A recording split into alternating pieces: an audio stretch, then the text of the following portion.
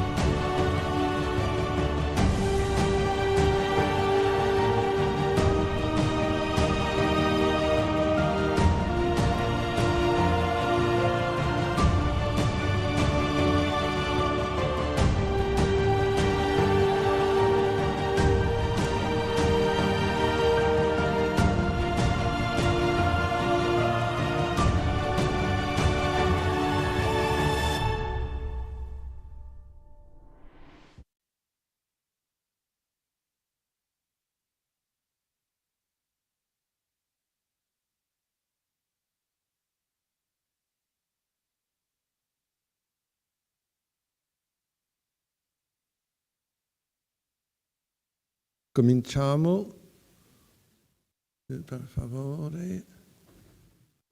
Okay, so we can start.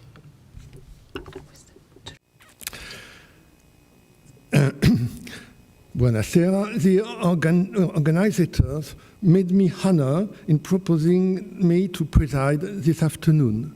They took a risk because I'm not really fluent, neither in English nor in Italian. Yet I like these two languages, and after all, apart from French and after Latin, they are those which I understand the best. Ma mi sbaglio spesso nel... I'm sorry, I make a lot of mistakes in both languages, so I'll try to speak them anyway. So we have the professor connected, Professor Barbara Crostini. Have the pleasure to introduce her. Barbara Crostini studied at the University of Oxford in 1999 with a thesis on Catechetical Polygenicon. Afterwards, she was in charge of cataloging Greek manuscripts at the Trinity College in Dublin, Oxford, and the Caroline University of Uppsala University. She taught Greek and Byzantine archaeology in several European cities. She is accredited as professor in Byzantine Greek at the University of Uppsala.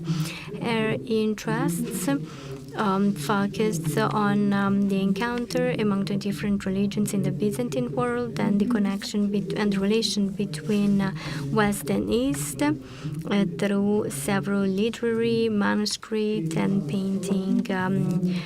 So today she will talk about the monastery of Theotokos Evergetin of Constantinople between Schism and Reform. Mi dispiace molto di non essere essere presente a Spoleto. Voglio ringraziare gli organizzatori. Thank you. I'd like to thank the organizers for inviting me and for allowing me to speak remotely in this unpleasant situation of mine. So fortunately, I cannot be there with you. I will speak English because, of course, my thesis that Professor Barthelemy mentioned was written in English, and so all the sources are in English for the moment, so you have to listen to me in English. And we start with the PowerPoint.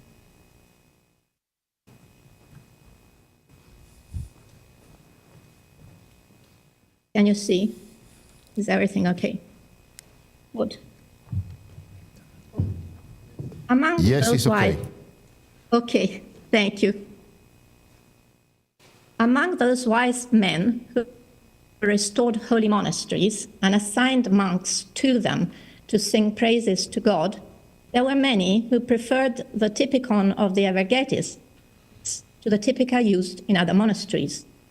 I, too, following their example, prefer this one, and I wish the monks to join in using it for all instruction. They should hold to it with reference to the hymnody, and indeed with reference to all matters of conduct, as the best possible guide for the benefit of the soul, and as it were, an encolpion in a setting of pearls.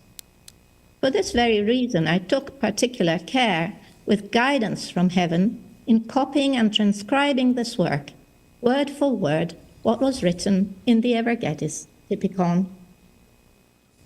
This declaration by an early 12th century compiler of the Typicon of the monastery of the Theotokos Kosmosotira, the Mother of God, she who saves the universe, openly acknowledges borrowing the ground rules for this foundation from the monastery of the Theotokos Evergetes, founded by Paul near Constantinople between 1049 and 1054, the year of Paul's death. Unlike Evergetes, for which we have no archaeological remains, we can precisely locate the Kosmosotira at Vera or Feres in Thrace and have its Catholicon, that you see in this image, to show for it. The passage has several points of interest that make for a good start to our investigation of the Evergetes itself, as I revisit the sins of my youth, Psalm 25:7, in an attempt to tidy the scattered pieces of information about the Evergetes monastery. Looking back to my 1999 doctoral dissertation on the Evergetes Catechism, I hope today to offer some coherent view of this foundation in its 11th century context. The Kosmosotira passage stresses one of the functions of monasteries, which is simply to sing praises to God. This celebratory, ceremonial, and practically useless function envisages the rhythms of these houses as centered on a leisure activity, with a large component of entertainment in ritual action, music, and song.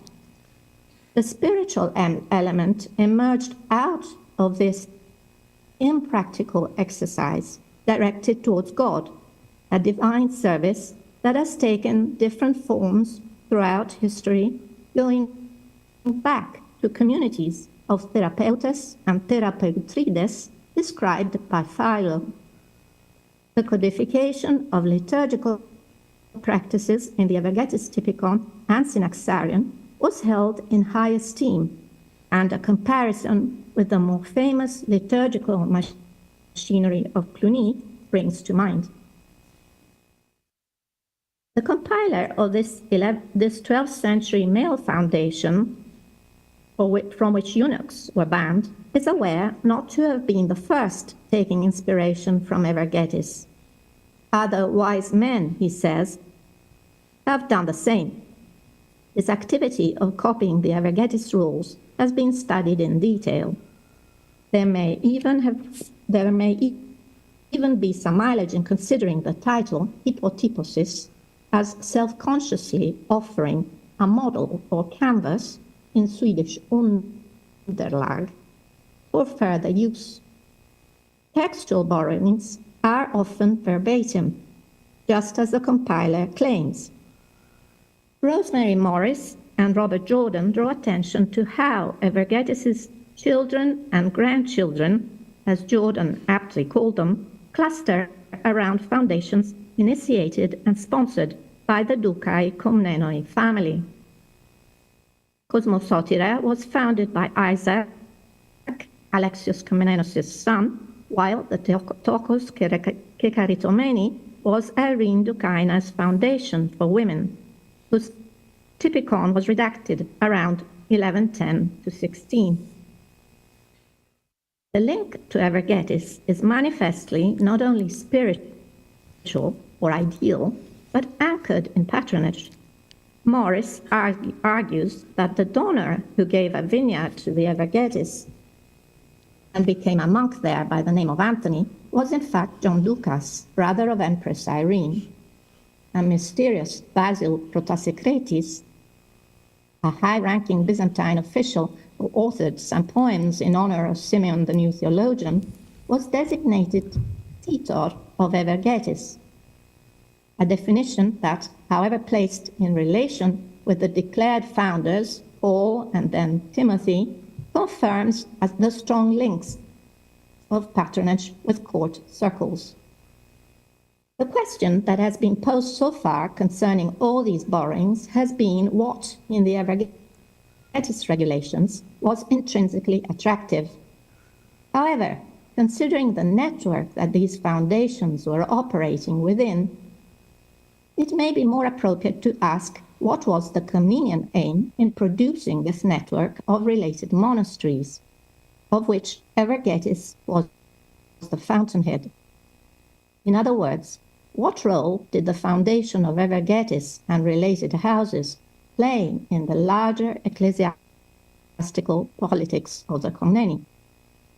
The question then is not about what Evergetis innovated, but what it represented in the spectrum of Byzantine and more specifically Constantinopolitan monasticism of the second half of the 11th century, an identity which subsequent Komnenian foundations capitalized on. This identity, I will argue, was a sort of compromise between different monastic models that made the Evergetis style of monasticism palatable to a wide range of people, including women. A striking image used by the Kosmosotira compiler provides an apt metaphor. Kosmosotira praised Evergetis for being, I quote, like an encolpion in a setting of pearls.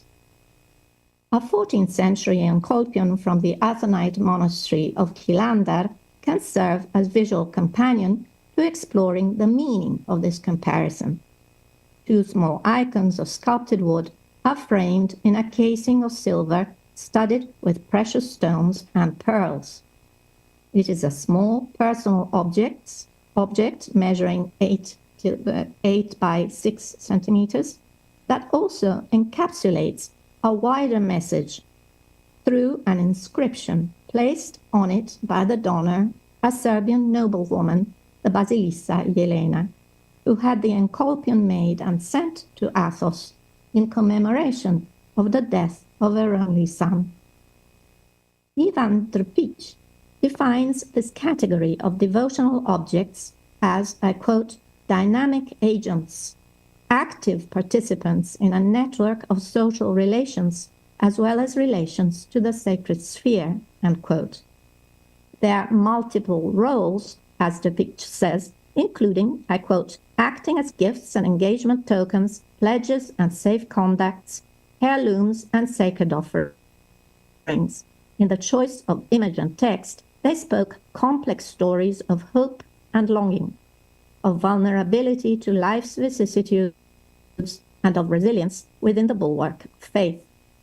These tokens were meant to protect the wearer like talismans affirming a secure belonging, a profitable choice. What are the implications of this metaphor? Did the Cosmosotire compiler imply that the monastery of Evergetis be understood in similar terms as a secure, sophisticatedly aristocratic ticket to monastic success and lasting protection? Was Evergetis founded in response to a crisis like the Serbian handicraft device as an encolpion set in pearls? In reviewing some aspects of the Evergetis dossier, I will be looking at the hinges of this metaphorical encolpion. On the one hand, Paul's foundation coincided with the events of the 1054 schism between Greek and Latin churches, consumed in the Hagia Sophia excommunications barely 3 months after Paul's death. On the other, the monastery functioned in the period characterized as the Gregorian era, in which a spirit of reform used to be discerned. Schism and reform are thus the two wings of the diptych that frame my analysis. How was Evergetis placed with respect to the schism, and in what way did it partake of or initiate reform? Schism certainly provided a crisis point from which Evergetis emerged with continued vigor, while defining the terms of its reforming spirit has proved a more controversial matter. And here I refer especially to this 3-volume Bible on the Evergetis, published in the ad hoc series Belfast Byzantine Text and Translations, curated by Margaret Mullett for the British Academy Evergetis Project, and I call them Mullett 1, 2, and 3. These collected papers are a rich mine of information about Evergetis and 11th century Byzantine monasticism more in general. Now, the question of reform has been addressed in the literature about Evergetis with contrasting results. We may compare two representative verdicts on Evergetis and reform. John Thomas supported the reform interpretation largely on the basis of the influence exerted by its documents on other foundations, and we've seen the Cosmosotire, stating that, quote, Evergetis represents a radical break with the lax standards of contemporary Cenobitic monasticism. It was the mother house of the Byzantine monastic reform, which was to sweep the empire in the 12th century. Michel Kaplan, on the other hand, concluded his survey of Evergetis' landed assets by stating the very opposite opinion. I quote, so far as the running of its estates is concerned, the Evergetis is merely one example among others. It made no innovations whatsoever. Neither its institutions nor its procedures are new. On the contrary, they date back to at least Theodorus Studius, and they can be seen to gain in strength in the course of the 10th century. So far as the administration of monastic properties is concerned, there was no reform movement initiated by the Evergetis. There was a general pattern of evolution in which it took part. Can these two very opposite verdicts be reconciled? The Evergetis project as a whole rejected the reform suggestion. But while reform is inherent in any new project, and the founding of a new monastic house must follow some inspiration to improve or diversify on what came before or certainly was previously available, the novelty character is often inappropriate in describing ecclesiastical structures whose strength was predicated on creating continuity with that tradition. Kaplan's agricultural model of monastic economy seems totally in line with medieval monastic precedents. But how did the combination of the praise model, so the monastery as a house of praise to God that we found articulated in the quotation from Cosmosotire, intersect with the farm model in the vision of 11th century Constantinopolitan monastic founders. I suggest that the combination of the two, the work and worship at Evergetis, was not as obvious as it might seem. The compromise was designed to improve on certain problems manifested in urban Constantinopolitan powerhouses such as Studios or San Mamas. While not new in absolute terms, Evergetis took up and implemented in a Greek setting the Benedictine ora et labora to produce a balanced synthesis of the two monastic models, combining the praise model and the farmhouse model together not only into one foundation, but also into the multitasking contribution of each individual monk. For this reason, it is difficult to discern at Evergetis groupings of monks into different ranks, but this does not mean that a hierarchy was absent. Above all, the leadership of the abbot was affirmed as a strong spiritual force, and to this end, symbolic ceremonies and catechetical instruments were created to define and sustain his role. And I will expand on this, but now there is not really time to do so. The background of the East-West schism, instead, is mostly ignored in the literature on Evergetis, whereas until recently the chasm that 1054 was thought to provoke and sanction between churches was used to justify treating Byzantium in isolation, the current historiographical trend is to diminish its importance as an event largely ignored by the sources. Its negligible impact makes considering it at all an unfashionable enterprise. But more than the actual episode, the dynamics around the event reveal key issues in the theological, spiritual, and political spheres that are fundamental in grasping that historical period and cannot therefore be ignored. Setting Evergetis in a wider picture that includes the West at the juncture of Byzantine participation in the Crusades seems to me essential for understanding this new and influential foundation.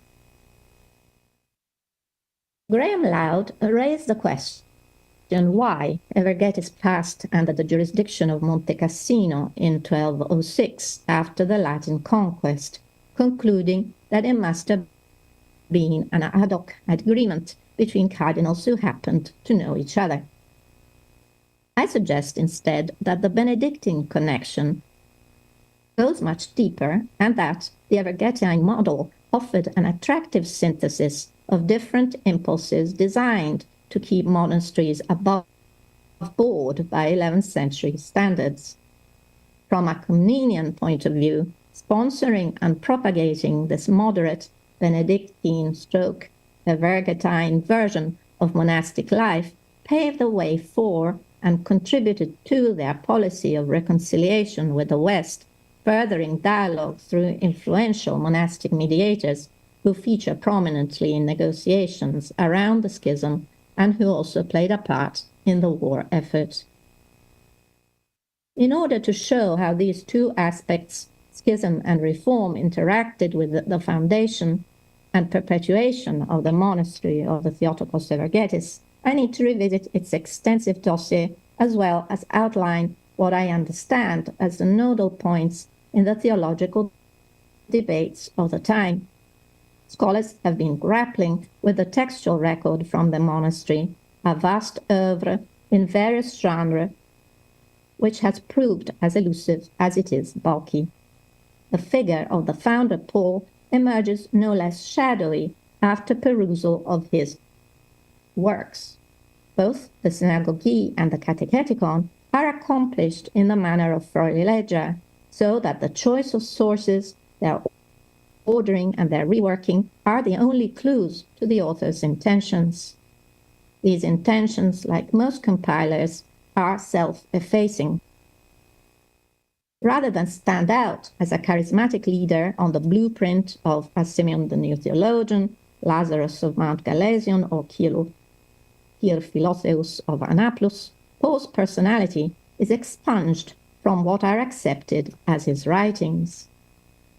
However, it is Paul's invocations to Christ as sweet Jesus, an interjection found in some catechesis as well as in a prayer attributed to him, which needs more verification, which align Paul's spirituality with the devotional current of the 11th century, often characterized as affective piety. And an example, the most famous example of this style, is clearly the prayers of St. Anselm of Bec. Paul also wrote a penitential prayer to the Virgin, attested in a 16th century Jerusalem Codex, which you see here. It is from these clues and from the more primitive layers that can be discerned in the normative documents, the Hypotyposis and Synaxarion, that Paul's identity can be sketched. His impact as a spiritually driven, charismatic founder with stylite/ascetic sympathies must be tempered by the large efforts of institutionalization and regularization of Evergetine Cenobitic practices. But it is difficult to draw the line on where Paul's own vision began and ended, and where the machinery of organization and politically driven patronage took over. When claiming that a moderate, Benedictine-like ideal underpinned Evergetis with respect to both its foundation and its influence, Paul's use of the life of Benedict by Pope Gregory the Great must be borne in mind. Extracts of the Greek translation are used in the Synagogue. As the title of the collection attests, Paul's aim is to bring together, as in a synagogue, a gathering place, different sources, juxtaposing them for a cumulative impact. And in doing so, Paul creates a harmony between Desert Fathers, John Cassian, Benedict, and the voice of Syrian ascetics, such as Dorotheus of Gaza, Barsanuphius and John, Isaac the Syrian, and Ephraim. And I think he really chooses this kind of low-style monastic preaching and orders it in a way that until then had not been done. And I would also like to stress the Syrian component in Paul's sources, as well as his keen interest in hagiography. And there are 150 extracts of the Metaphrastic Minologion in the Synagogue, and as far as I know, they have not yet been studied in detail. These choices clearly attest to Paul's leanings towards Eastern Christianity, as also adumbrated by his stylite sympathies, that, however, seems to be then silenced in the tradition. Allegiance to Syrian Christianity was not, of course, unusual in Constantinople after the recapture of Antioch by Basil II at the end of the 10th century, but nonetheless, the impact of these currents was not without problems of orthodoxy, bringing about another crisis in the mixed society that characterized Byzantium. It is possible to associate Eastern Christian and particularly Syrian practices to a style of Christianity that can be called performative. Attention to sensory activation in religious phenomena has alerted scholars to this aspect of medieval lived religion, an ancient leitmotif that spreads geographically to many regions and is never lost in time, but that nevertheless caused and causes distinctions and controversies. In The Implications of Literacy, Brian Stock describes the transition to a more literary, written-based form of Christianity between the 11th and 12th centuries as a smooth process that cyclically returned to negotiate Christian identity, shoring it up in the respectable safety of the bookish world. Thus, medieval monasteries become in common perception the place for copying books and storing them in libraries, repositories of treasures, both textual and artistic, marking a culture of written transmission. But this picture is in tension with the fundamental orality and liturgical performativity of monks' choirs, the praise model, and, it may be argued, was implemented to counterbalance it, to fix it, to both aid its survival and spell its extinction. This tension was very alive in Constantinople. A closer look at the life of Simeon the New Theologian, for example, by the Studite monk Nicetas Thetatus, shows how Simeon's performative orality was prominent in the descriptions and feeds the radical hypothesis raised by Greenfield that Simeon's works were in fact oral performances that only later were written down. And here I differ a little bit from Professor Lautsterman's interpretation, and I really wouldn't downplay the importance of Nicetas' choice of phrasing of the logos here. So Manas Monastery appears as a daughter house of studios, its site outside the walls, placed on a former Constantinian circus, the Xilo Oxero Kerkom.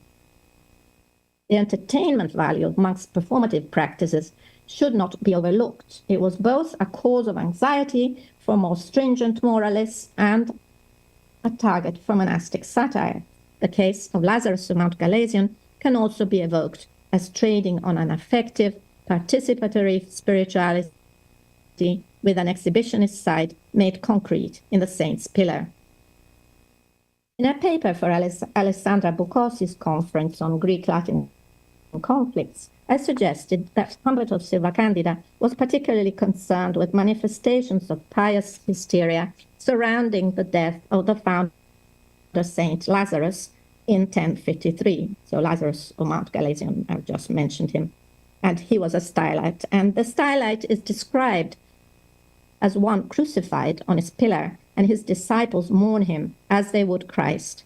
I thought that this event, which clearly had echoes in the capital, explained the mysterious phrase in Humbert's Dialogus, where he accuses the Greeks of placing an antichrist on a cross and adoring him as God. Humbert had come not to discuss theories, but practices, monastic burial customs, and the proper veneration of saints and their relics must have been high on his agenda. The passage in the life of Lazarus is very emotional, recalling the participatory passion rituals that included the adoration of Christ's wounds and his placing in the tomb on Good Friday. There are clues that interactive effigies were also around in 11th century Constantinople, notably in Zoe's Antiphoneta's icon and in Psellos' vivid description of a crucifix embedded in a longer piece on the history of salvation. These performative props were essential support for passion rituals, but even these actions could be performed in different ways. Lauren Mancha examines the practices at Fécamp, a Benedictine monastery in the northern coast of France, where the abbot was himself in charge of taking the body of Christ to its deposition. She argues that the singling out of the abbot for these performances underscored his role as head of the monastery, an example for the monks with privileged access to Christ. The crucifixion dominated monks' experience in a very concrete manner. At the monk's death, their sash would be laid out in the shape of a cross and the corpse arranged over it in a cruciform pose with a wooden cross on the monk's hooded head. These visual performances are therefore shared between northern French monasteries and communities in Asia Minor, suggesting links to an 11th century zeitgeist that permits no easy split between a troubled or troublesome East and a sanitized, reformed West. It should be remembered that, before becoming cardinal, Humbert was a monk in the Benedictine monastery of Moyen-Moutier, also in northern France. His ability as a theologian had been proved in the battle against Berengarius on a definition of the Eucharist, a controversy which does not directly enter Evagrius as far as I know, but still one that had global repercussions on the approach to the sacred expected from both ecclesiastical institutions and the common faithful. In his magisterial historiographical essay, Esiste unità Gregoriana, Ovidio Capitani evinces from the Berengarian controversy signs of a new rationalismo, that had caused the dramatization of the problem of sacraments by polarizing opposites, where an understanding corporaliter was contrasted entirely to the spiritualiter. Capitani points out that, whatever the outcome of that particular theological conundrum, concrete reality had acquired a new status. I quote, gli elementi del sensibile, dell'oggettivo, del definito acquistavano una prevalenza indiscutibile. The sensible, objective, and definite elements gained undisputed preeminence. Here I've switched around a slide, so I apologize to the translators in advance, but I go to Humbert now.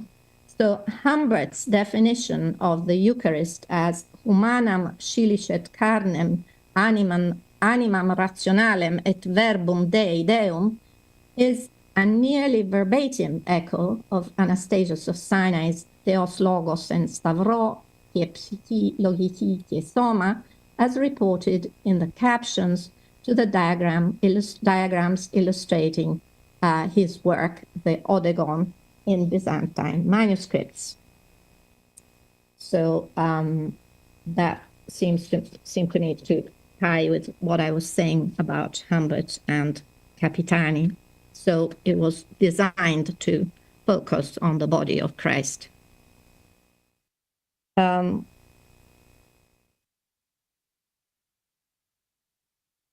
The push towards a bodily presence of the Eucharist reaffirmed and further thwarted iconoclast aspirations to redefine Christianity in purist terms.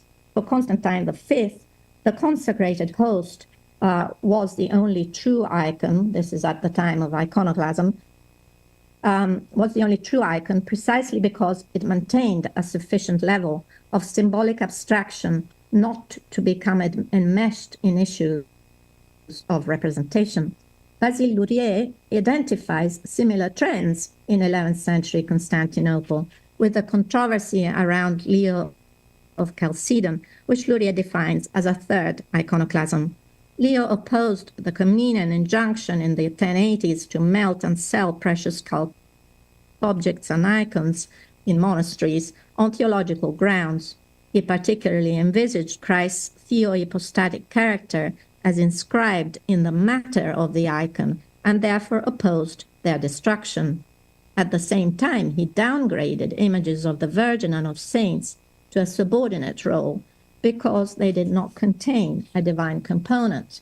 Lourier also analyzes the views of Leo's opponent, Eustratius of Nicaea, coming to the conclusion that he too compartmentalized the understanding of Christ's body while refusing to see this theohypostatic character of Christ in icons.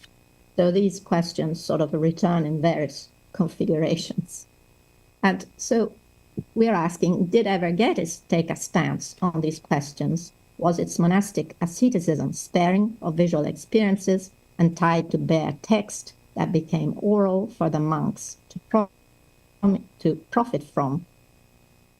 It is difficult to say in the absence of proofs just how the environment at Evergetis looked like, but there are a few clues about the material objects that I now turn to. So none of the Evergetis books is illustrated, but only the single manuscript of the Typicon, Atheniensis Grecus 788, likely produced in the 12th century, is decorated with non-figural motifs that I've turned into slides because that's all I had on my work. A very sort of archaeological find, but I will develop some of the headpieces from those.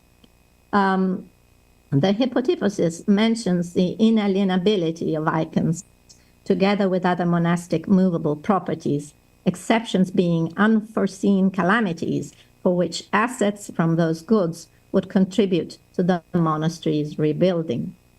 One wonders whether Alexius's decree would have been considered such a calamity resulting from a chance occurrence, where preservation of icons came second to the safety of empire. In the lists available from Evergetis, holy icons are mentioned in the same breath as sacred vessels and other liturgical objects, and the question of preserving the autonomy of the monastic sphere over property recalls an important aspect of the so-called Gregorian reform. Andrew Hochstetler has recently argued that the injunctions concerning the seating arrangements in the refectory, the trapeza, should also be understood as a manifestation of autonomy from external pressures in the day-to-day running of the monastery. In two instances, the role of the icons appears to witness a ceremony of initiation. At the installation of the Ikonomos, he is, I quote, to reverently kiss the holy and divine and revered icons of our Lord Jesus Christ and of the Most Holy Theotokos and Universal Evergetis. And at the installation of officials, this kissing ritual is repeated, except where deposition of keys is involved.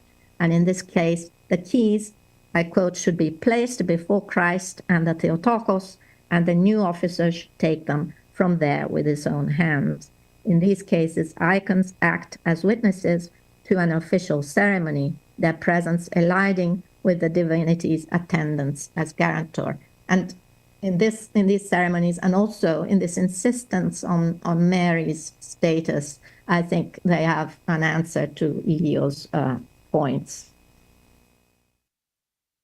More interesting is the record of paintings in the monastery's fiale, the fountain.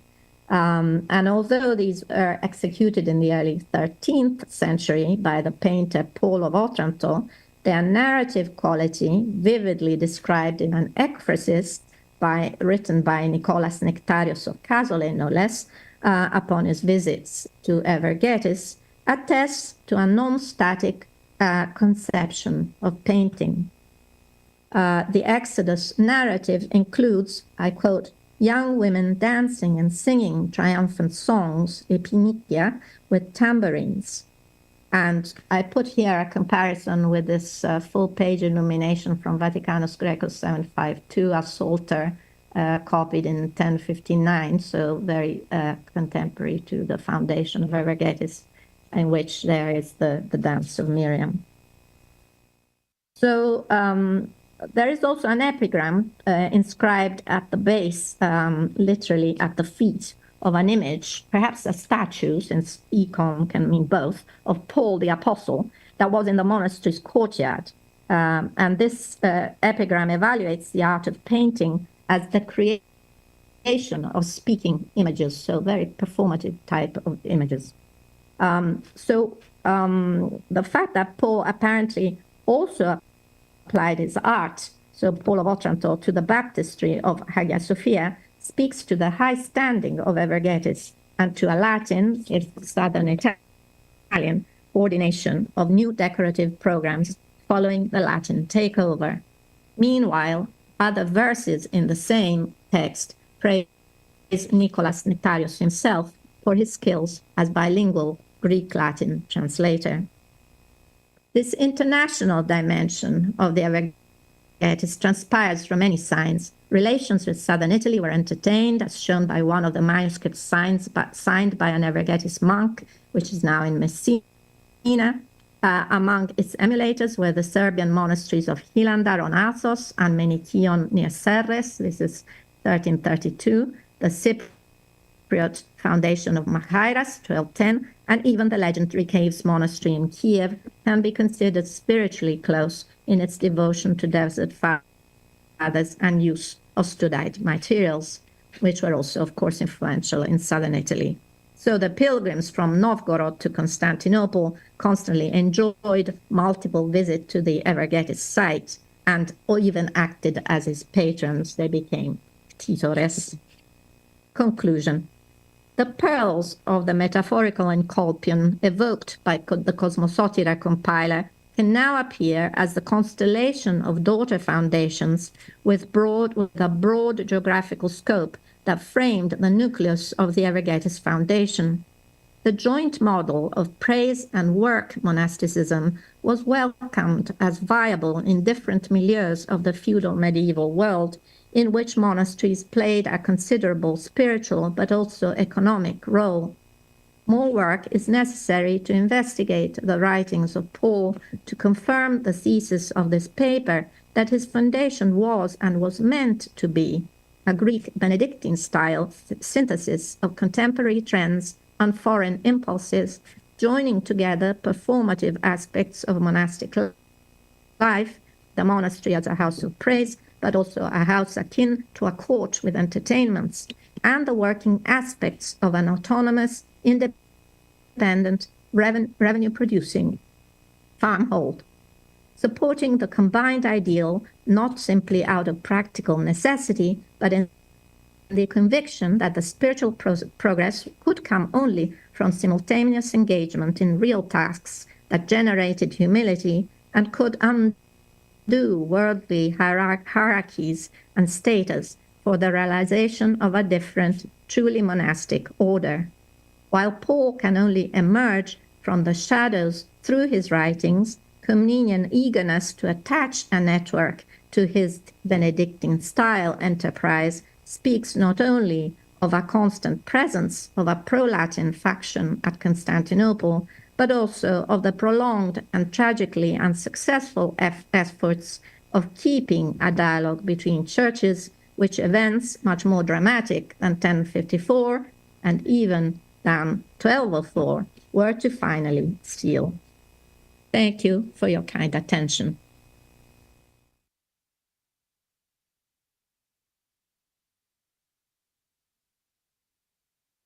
Grazie per questa bellissima lezione. Thank you for this wonderful lecture.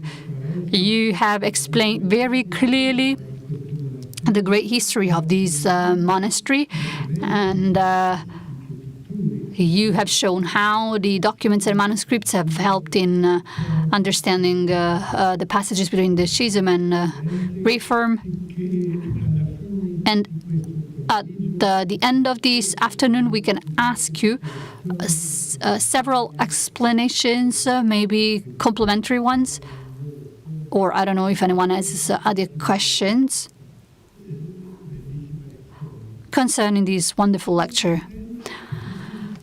Pleasure and honor to introduce my friend and colleague, my dear friend and colleague, Jean-Claude Chenet, who has been first a member of the French CNRS, Centre National de la Recherche Scientifique, and then a professor in medieval history, medieval Byzantine history, at the University of Paris-Sorbonne. And there we have been colleagues and nevertheless good friends. We have co-edited,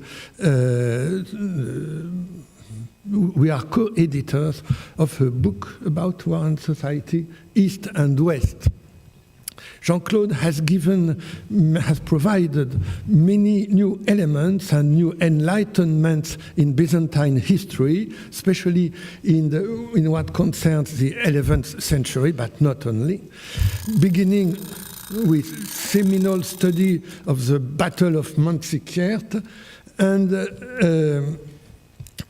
to the study of military history as well as political history, in which he has special interest to disputes all along the 11th and 12th century. And Jean-Claude is also, maybe is overall, a very great collector and commentator of seals, ancient Byzantine seals, thanks to which he can give new and important insights into social history, as he will do just now, speaking about les mutations de la société byzantine au XIe siècle, une révolution. Point d'interrogation. Oui, mais apparemment, ça, les flèches ne marchent pas. Ah. Mais bon, peut-être que la flèche ne peut pas... La flèche. Ah si, ça y est, elle y est. Elle y est là, mais pas là. Elle n'y est pas là. Moi, je sais à peu près où c'est, donc j'ai moins besoin, mais bon. D'abord, je commence par remercier les organisateurs de cette semaine de m'avoir invité et donné l'occasion de parler de Byzance au XIe siècle, qui est effectivement mon siècle de prédication. So I will read the text in English.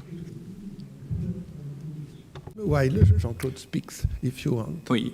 English I gave a text in English. I'm sorry, but it's so important. Yeah. Sorry, Jean-Claude. Et donc, mon titre... So, changes in Byzantine society in the 11th century. A revolution So the 11th century, like the 7th century, has fascinated historians of the Eastern Roman Empire, as widespread invasions of the empire marked both centuries.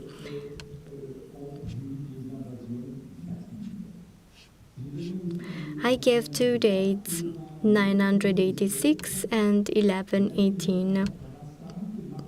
Why this choice of chronological limits for the 11th century?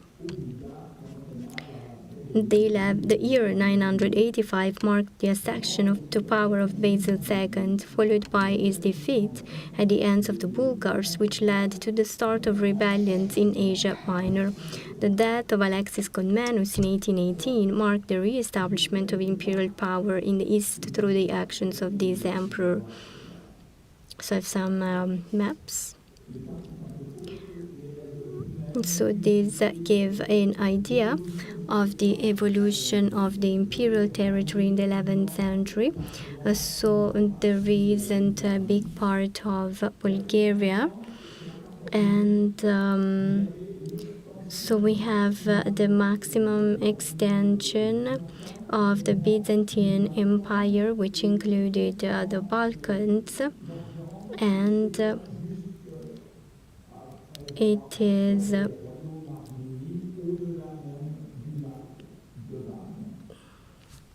Et très spectaculairement, vous voyez qu'avant... So before the Crusade, Balkans are under Byzantine domination, but there is no Italy and Asia Minor.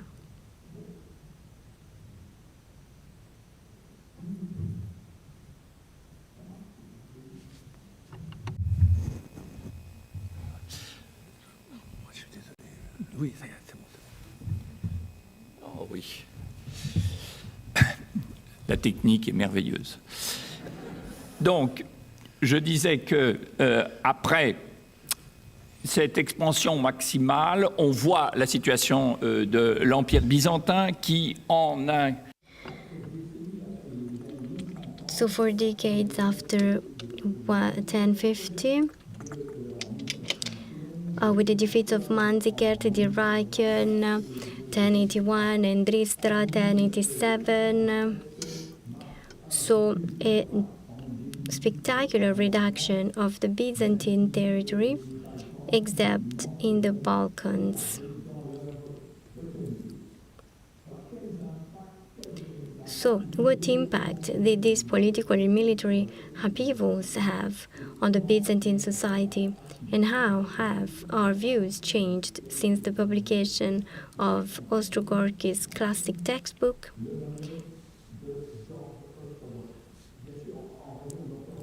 Well, given the subject, I've chosen just a few of these themes that seem most illuminating. The sources of Byzantine history are poorer than those of the Latin world. We do not have a narrative source covering the entire reign of Basil II, except for Yahya of Antioch, who did not live in the center of the empire, but on its outskirts. However, the sources for this long 11th century are nonetheless more favorable than those of the preceding centuries or those of the following century, except in its last 2 decades. Since Ostrogorsky's time, additional sources have been published or better exploited.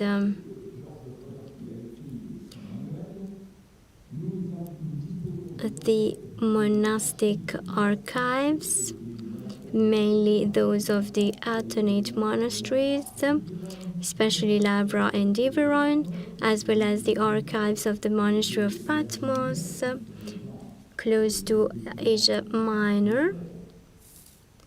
Then there is an exceptional legal source, the Peira, a collection of jurisprudence by Judge Eustathius Romaios, who presided over one of the capital's imperial courts. It has recently been translated and commented on.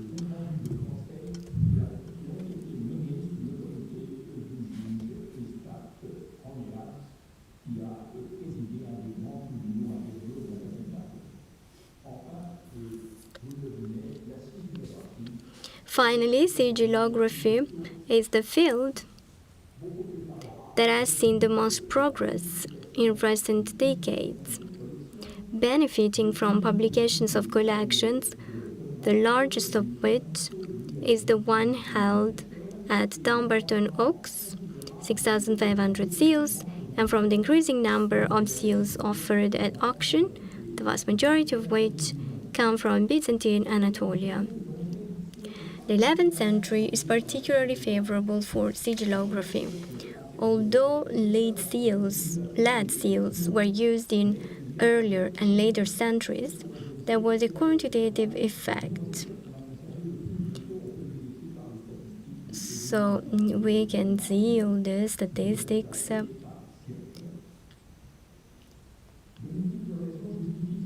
There are many reasons for this abundance.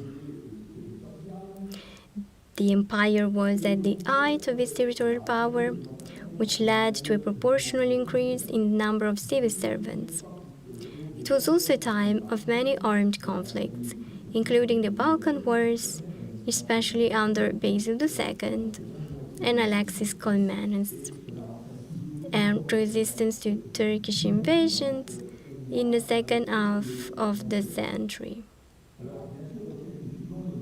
In the following century, the wars did not cease and the administration continued to function, but the use of the lead seal diminished significantly and the legends rarely included geographical indications.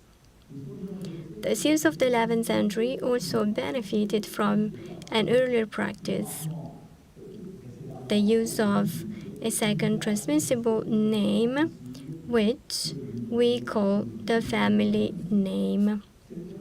This makes it possible to group together lead bulle bearing the same surname, and for this reason many family monographs have been published. The seals make it possible to follow individual careers, to determine the profile of families, the type of functions they performed, civil, ecclesiastical, military, and possibly their location, Constantinople, provinces. The source suffers from an obvious bias, as it relates exclusively to the empire's elites, the small minority who participated in its government. We're going to try to answer two fundamental questions.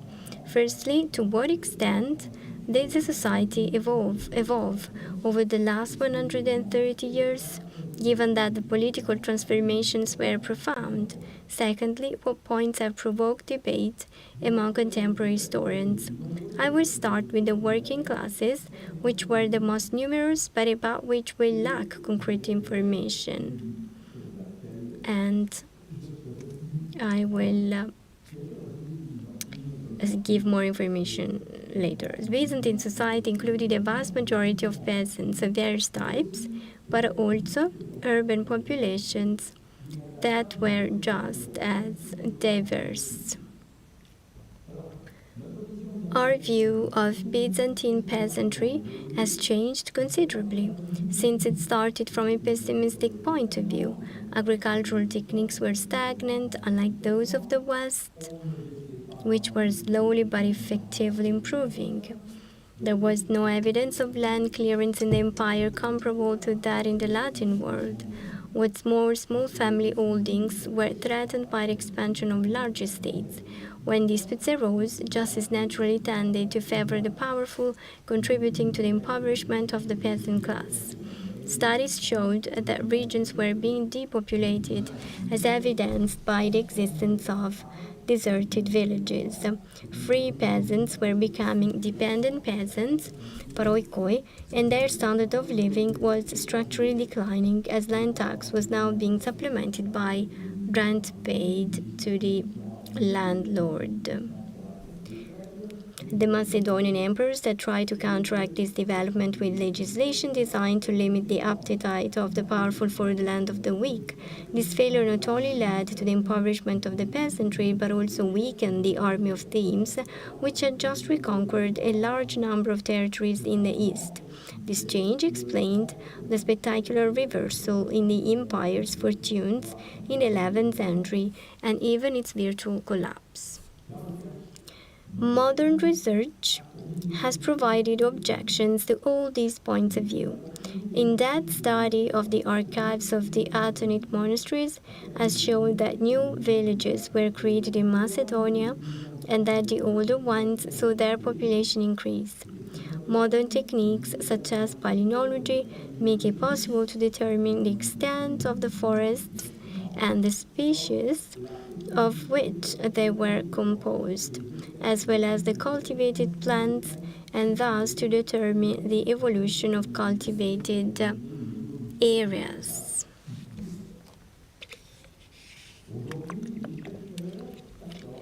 Today, researchers agree that our long 11th century was a time of demographic expansion comparable to that seen in the rest of Europe. Wealth depending fundamentally on agricultural production, which in turn depended on the number of farmers and perhaps a favorable climatic phase. Atonite archives point to major investments in the countryside.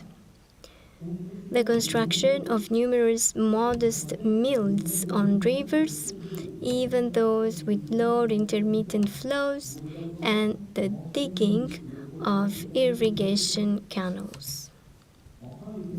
Finally, the consequences of the legal status of paroikos need to be qualified. It is the status of a dependent farmer in relation to the land he rents, but he may also own other fields, particularly land close to his own, such as a garden or a plot of vineyard, which are often the most productive. The fact remains that the task burden increased. However, it remained proportional to the productive capacity of farms based on plowing power. Landlords could abuse the core system or increase rents, but the peasants could leave and easily find new land to farm. There was evidence of tax revolts, but these were rare and always related either to a change in the tax base or a tax exemption by a tax collector. The paroikos was sometimes better protected against such abuses if he was under the protection of an influential landowner at court. It also happened that in the event of conflict with the administration or the powerful, the peasants prevailed. This does not mean that we should idealize the peasant condition. Of course, the evolution was certainly not uniform throughout the empire. This documentation on the old themes of Asia Minor is not existing. We know almost nothing about the breeding regions, particularly in Asia Minor. The impact of the invasions by nomadic peoples such as the Pechenegs and Seleucids is poorly known, but certain. Life in the countryside probably changed little during the 11th century. Nikolai Okonomaitis was able to show that in the second half of the 10th century, most of the peasants in the Thracian theme, which contained the best agricultural land in the empire, were already paroikoi. The latest report on this subject, published by Raoul Estangui and Michel Kaplan, highlights two little-known points. By the end of the 11th century, the term paroikos had become a simple synonym for a peasant, wherever the status of the person concerned. And secondly, the Athos archives do not seem to provide any evidence that independent peasant villages came under the domination of the powerful. The only question that cannot be resolved is how much of the increase in production benefits the peasant.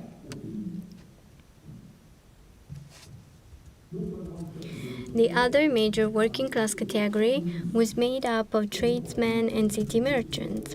As with the peasantry, this group is hardly homogeneous. There is little in common between a neighborhood baker and a major merchant involved in international trade, apart from the fact that they share the same patrie. The richest have the means to educate their sons, if they so wish. They could enter the emperor's service and make a career out of their intellectual abilities. They might come from provincial towns like Michel Atelayates. Others were rich enough to offer their daughters in marriage to members of the aristocracy. Constantinople, by virtue of the size of its population, the prestige of its foundation, and its history, dominates all the other cities of the empire.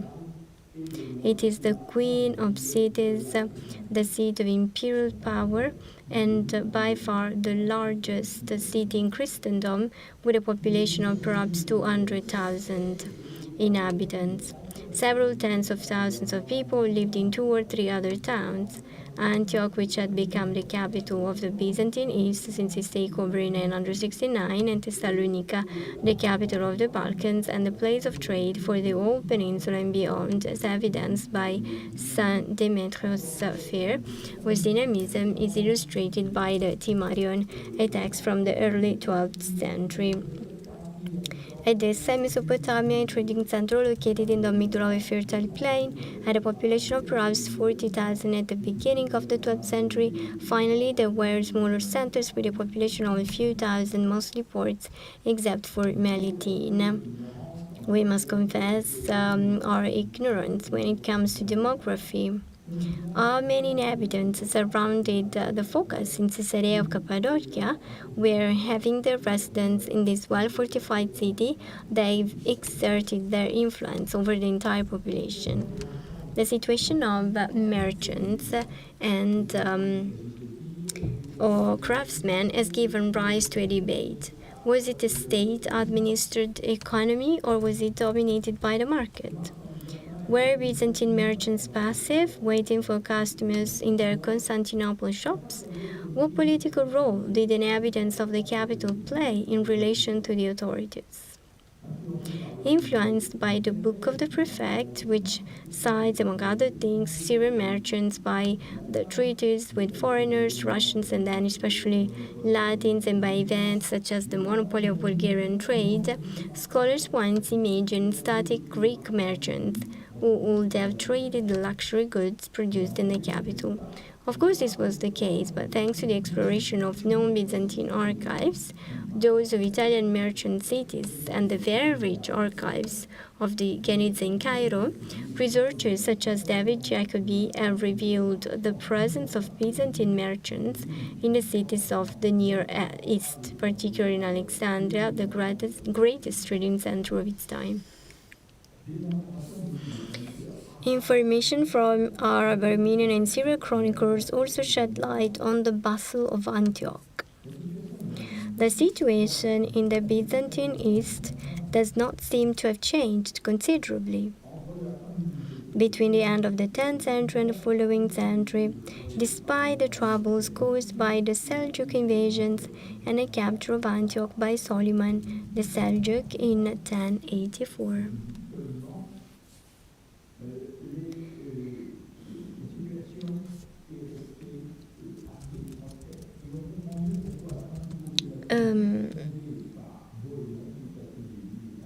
It's easy to see why the Latin Principality founded by Bohemond was the most prosperous Latin state in its early days.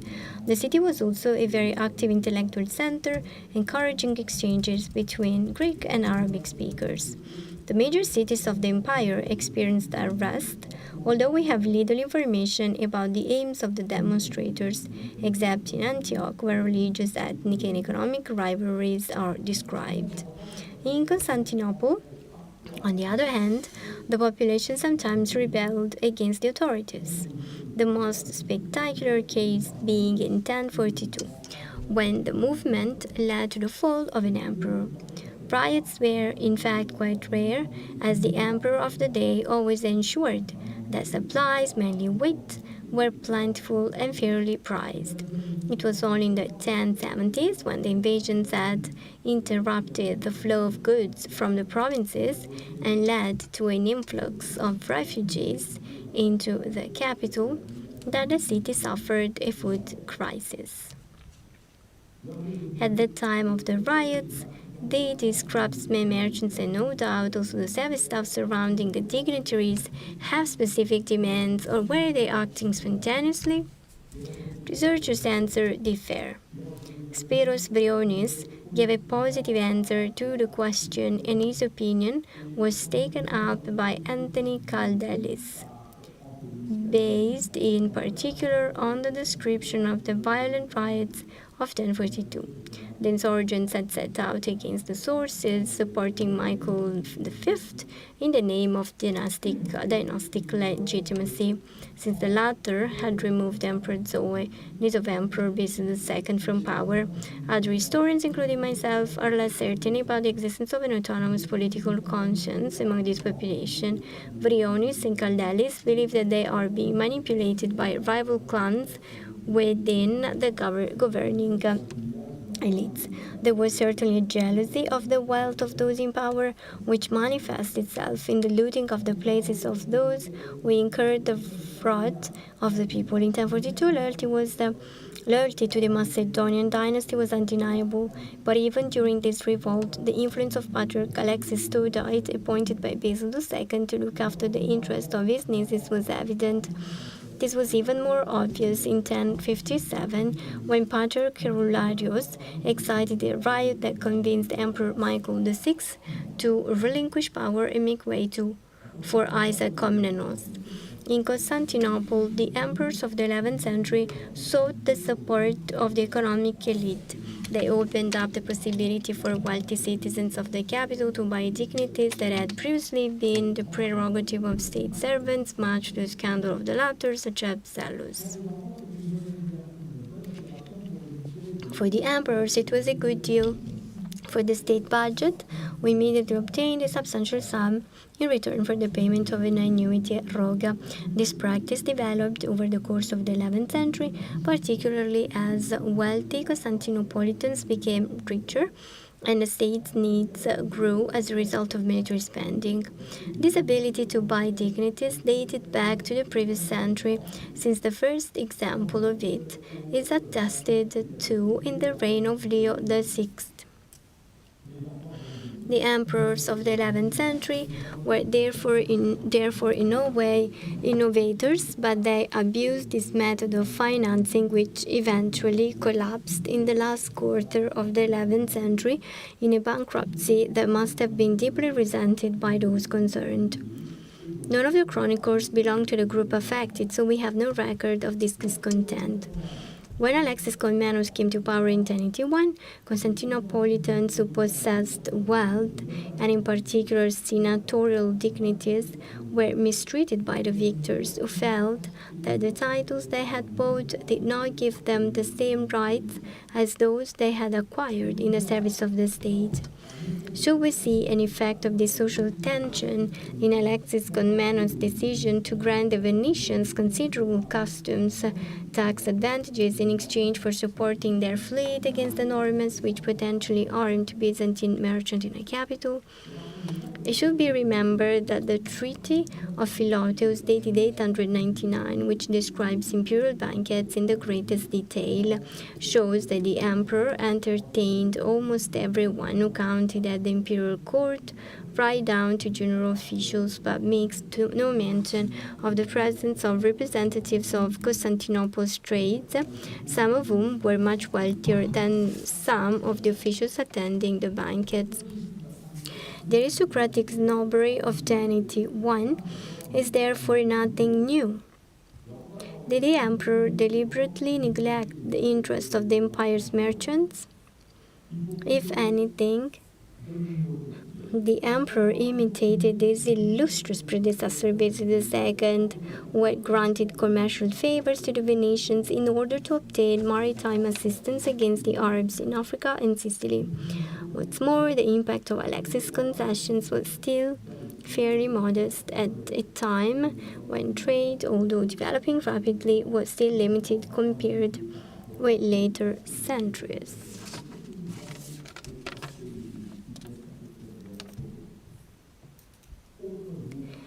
The army ensured the political survival of the empire.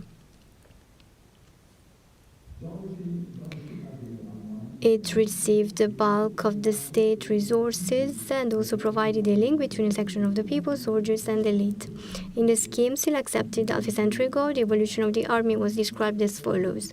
The glorious army of Thebes had saved the empire and enabled the reconquest of the 10th century, but it had been neglected by the emperors of the 11th century, who wasted their money on construction and donation. This transformation was also linked to the changes in taxation, with the disappearance of the small tax-paying landowner in favor of the paroikoi, depending on the large landowner who was well placed to obtain tax exemptions from the emperors. The emperors had made massive use of foreign mercenaries, mainly Latin. The soldiers were expensive, less inclined to defend a territory that wasn't theirs, and more likely to betray since they were only interested in the money. It was a very coherent system of explanation. Today our vision is different. Professional regiments, the tagmata, were created as early as the 8th century as the old army became more territorial. The tagmata were created at the same time as the thematic armies because these troops were permanently available and could be mobilized most quickly. The army of the reconquest in the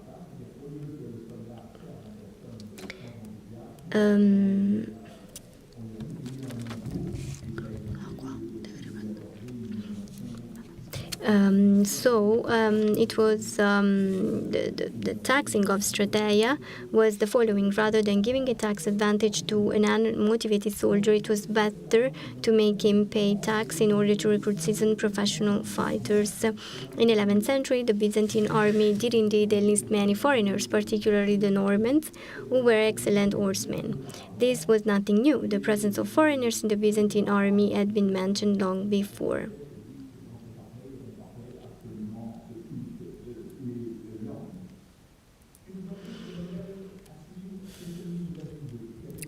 So the model to follow was that of Basil II, who had called upon the Rose of Vladimir to integrate them into the Byzantine army, the 6,000 Varangoi. In the 11th century, the composition of foreign regiments changed with the increase in the number of Latins, whose origins were more varied. The English, who partially replaced the Russians, the Nemezoi, Bavarians, the Lombards, Normans, and several foreigners remained from the east. So during the crisis in Asia Minor, the advisor to Emperor Michael VII, the husband of Mary of Alania, set about recruiting 6,000 island warriors, people from Caucasian region. He was following the example of Basil II.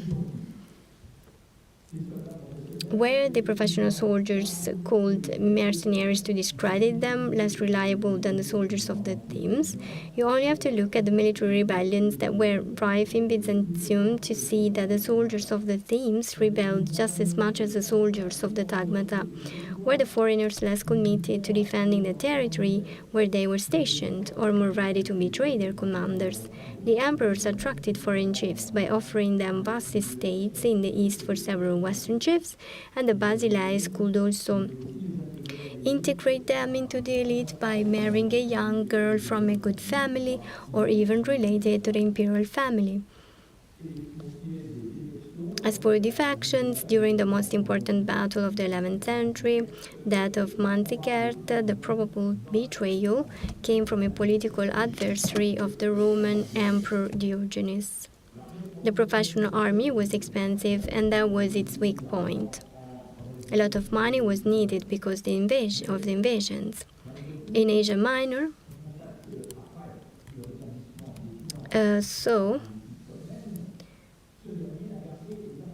Alexis Komnenos retained his army model because it was the most efficient.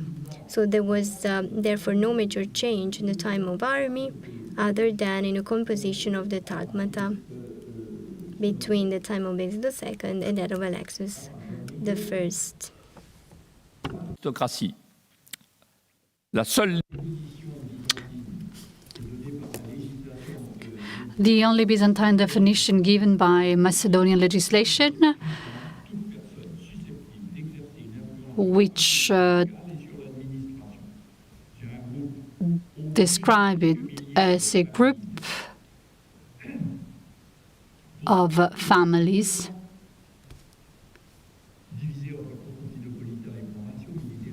divided into Constantinopolitans and provincials, military and civilian, lay and ecclesiastical, and so on. The power elite, to use Jane Alden's expression, must be set aside and within it the imperial family. According to Ostrogorsky, Basil II was faced with a rebellion by the great aristocratic families of Asia Minor, who wanted to restore a focus to the throne. These families drew their power from the immense estate they had acquired in the eastern Thebes, thanks in particular to the pressure they exerted on the peasants in rural communes, more or less forcing them to sell their land. Basil triumphed over this rebellion and reduced the influence of this high military aristocracy. The elites were divided, with the military class opposed to the so-called civilian emperors.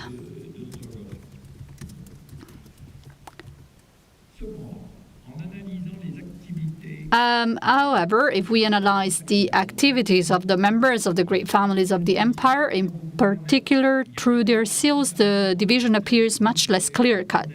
There were indeed family traditions, such as the military tradition of the Comnenus, but there were also unions between families with a civil tradition and others with a more military tradition. The most famous example was the union between Makrembolica and a general whom nothing predicted he would rise to the empire, Constantine Duca.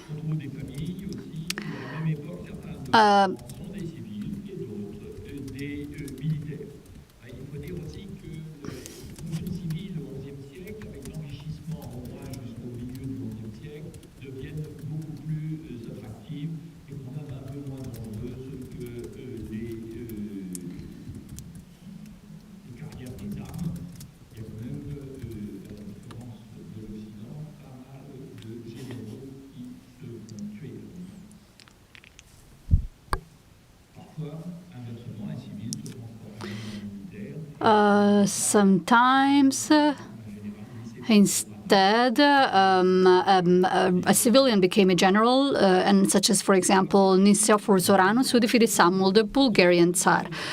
This power elite was renewed at the time of the fall of the Parakoimenine Basil. The name of Phocas, Malinos, Parsakunentos, Balancius, Skleros Argyros appeared. The picture was very different under the reign of Alexis Comnenus. The dominant families were, of course, the Comnenus and the Ducai, Irene, Alexis' wife, but also the Dalassenoi, Anne, the emperor's mother, the Melissenoi, the Caesar, the Paleologoi, the etc.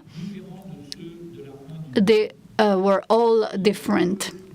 There are few names in common, and we could deduce that there was a great upheaval during the 11th century. However, if we try to determine when the most prominent lineages appeared under Alexis Comnenus, we can see that the reign of Basil II was a turning point after his victory over the revolts in Asia Minor. The emperor in no way sought to eliminate the aristocratic framework of the empire, but renew it by choosing competent generals, such as, for example, I can give you a list of all of those who participated in the Bulgarian wars. For example, Dalassenos and his sons, Constantine Diogenes. They were all part of the elite. In short, there was indeed a change at the top of the aristocracy, but it was the reign of Basil II that was decisive. It should be added that the emperor after this total victory over the Bulgarians, decided the fate of the children of the defeated dynasty by uniting them with Eastern families. The aim was to reduce the influence of the old aristocracy and to honor the Bulgarians in order to better integrate. Constantine Monomachos was inspired by Basil II policy when he settled Armenian bloodlines in Anatolia. The future leaders of the Komnenos dynasty were established by Basil II.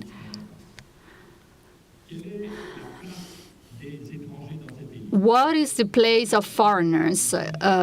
Constantinople was always a cosmopolitan city and continued to welcome foreigners. Under Basil II, young sons or daughters of princes from states on the periphery of the empire were educated at court with the aim of Romanizing them, and in the case of the older ones, were enrolled in the Eteirai. Most of them came from the east, from the Caucasian principalities. A century later, after the Turkish invasion, there were fewer young foreigners at court. The emperor continued to welcome opponents of princes hostile to the empire, notably Latins rebelling against Norman domination, but also the first Turks and a few Russian princes. From this point of view, Byzantine attractiveness suffered a certain setback.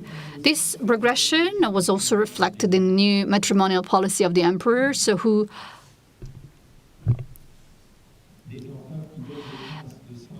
gave princesses of imperial blood to foreigners in the hope of consolidating an alliance. There were several examples. For example, Basil II offered his sister to Vladimir, causing a scandal. However,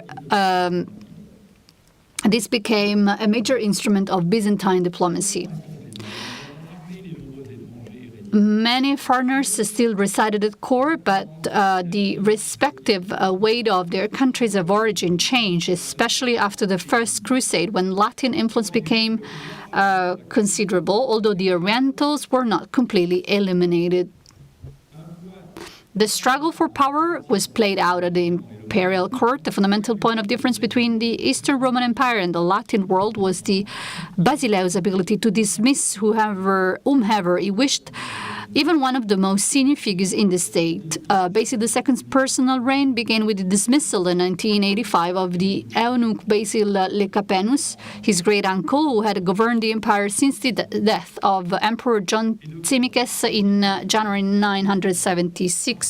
Likewise, if he so wished, the emperor could always confiscate the fortune of anyone he considered a threat. Basil II seized the property of Eustathius Maleinos, perhaps the richest person of his time, after the emperor. It was accepted that the reign of Alexis Komnenos marked a kind of revolution to replace his parents took in the government of the empire. No one disputes this development, which was based on a reform of dignities, but this point of view has given rise to two objections. Peter Frankopan, followed more recently by Victoria Gerhold, has expressed serious doubts about the effectiveness of this choice in ensuring the stability of the empire after more than half a century of crisis. The same author believes that blood ties were worth no more than water, given that the emperor was the target of numerous plots during his long reign and that some of his close relatives were among the plotters. I have to admit that I'm not convinced by this criticism. It's true that kinship does not automatically imply the affection of all the members of a lineage, but in the case of Alexis, his closest relatives supported him, albeit with considerable income in return. Alexis survived two disastrous defeats at Dyrrhachion in 1081. without facing major rebellions within the army, unlike Basil II, who was severely beaten in 986, or Diogenes in 1071 at Manzikert.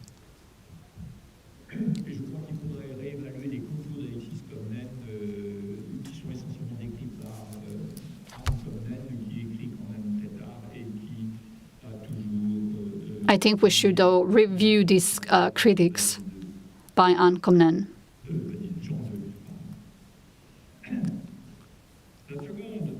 The second criticism relates to the new aspect of this flavor towards blood relatives or in-laws.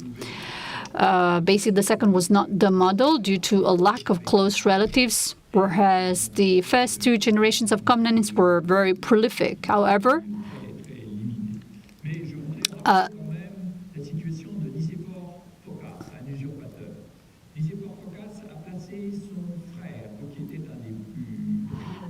Nicephorus Phocas made his brother a logothete of the Drome, his nephew Tsimsicus a domesticus of the schools, his nephew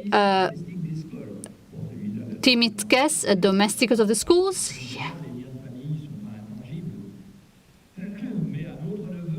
His nephew Manuel, the leader of the Sicilian expedition.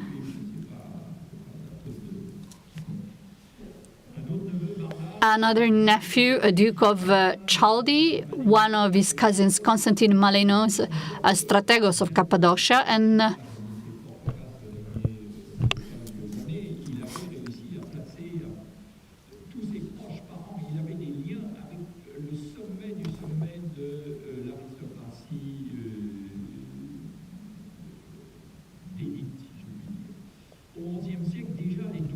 in the 11th century, the Ducas dynasty before the Comnènes.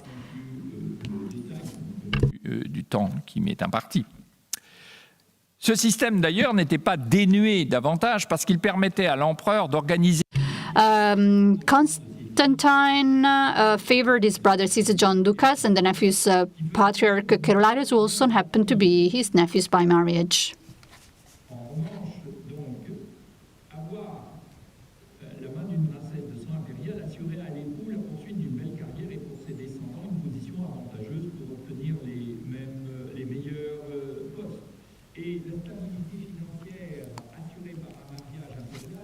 Meilleure que celle assurée par un beau poste. Parce que, malgré tout, il y a eu quelques mariages cassés, mais le mariage est plus solide que la nomination. Mais ça permettait aussi, évidemment, de contrôler par les... The speaker is speaking and not reading, so I cannot translate. I will only translate when he's reading the text. Thank you.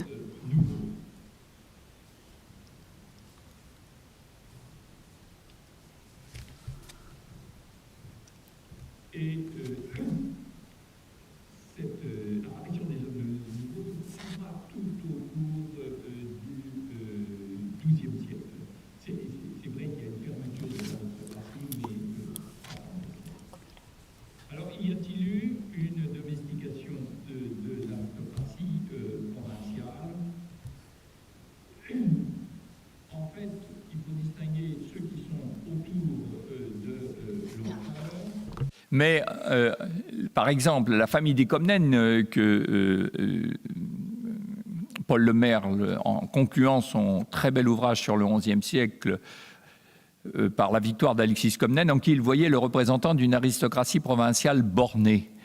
Mais le problème, c'est que je ne crois pas que les Comnènes étaient des provinciaux. Bien sûr, les chefs militaires, ils sont envoyés aux frontières, ils sont en campagne, mais malgré tout, les jeunes Comnènes qui vont devenir empereurs sont élevés par leur mère, Anne d'Alacène, et ceux-là, ils restent à Constantinople. Et Anne d'Alacène, c'est une femme particulière, mais c'est elle qui va mener toutes les intrigues, qui va permettre de forger toutes les alliances familiales. Alors que les hommes nouveaux, souvent, résident davantage en province. Je vois que la minute fatidique approche. Oui. Alors je dirais tout de même que elle a même de l'avance. Le parallèle entre les plus... The parallel between the most powerful feudal lords of the Latin world and these great families which the emperors had to take into account and which maintained their influence, particularly within the army, led some Byzantinists, for example Ostrogorsky, to speak of a Byzantine feudalism. But Paul Lamerly already disputed such a comparison.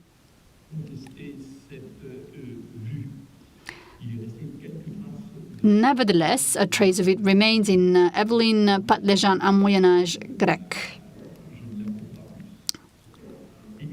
There were indeed privileged lineages, but only the emperor allowed important positions to pass from a father to a son or a nephew.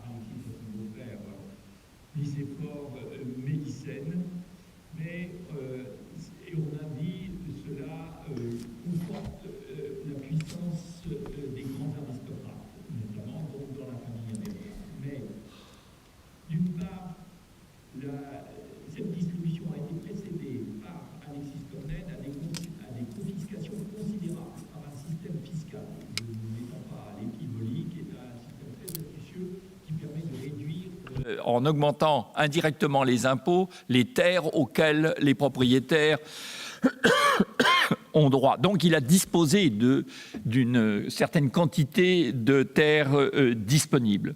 D'autre part, en échange de la pronoia, le bénéficiaire doit d'abord constituer son administration pour lever l'impôt. Deuxièmement, il a des charges particulières, il a des missions, il doit amener des troupes éventuellement, je pense au César Mélicène. Et donc, en réalité, c'est simplement un nouveau type d'administration qui, aux yeux de l'empereur, dans un empire quand même un peu rétréci, avait l'avantage d'alléger le nombre des fonctionnaires du fisc et d'éviter les transferts d'impôts, puisque l'argent le produit de l'impôt était consommé par celui qui le prélevait. Alors, bien sûr, c'est un système dangereux si la puissance impériale s'affaisse considérablement.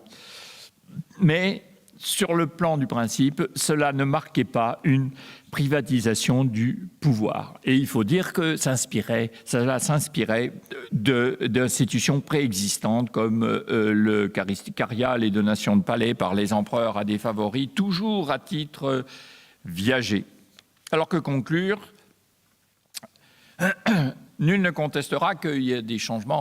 What conclusion can we draw? No one will dispute that society under Lxxi Comnenus was no longer the same as it was at the time of Basil II. Its evolution, there were no major reforms, but rather the use of existing practices in new conditions, leading to the creation of different institutions. The creation of teams in the 7th, 9th centuries is an ancient and excellent example of this pattern. The Comnenists sought to emulate the Macedonian dynasty, and in particular Basil II, who had led the empire to the greatest successes, whatever one's opinion of Basil II's legacy to his successors.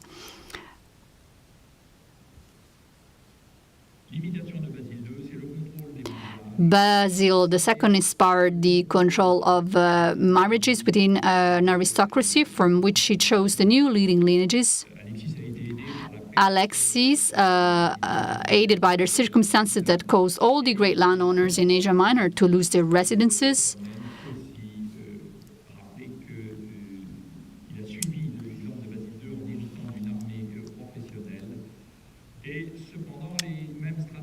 we also have recalled that Basil II inherited a professional army, which he developed by recruiting many foreigners, as Lxxi would do. Lxxi had recruited Latins who had always shared the same religion. Western influence was strengthened at his court, which perhaps explains the marked reduction in the number of eunuchs at court and introduced a taste for personal achievement on the battlefield. But in truth, for the vast majority of the Byzantine population, the mass of peasants, their living conditions changed very little in a century and perhaps improved only slowly.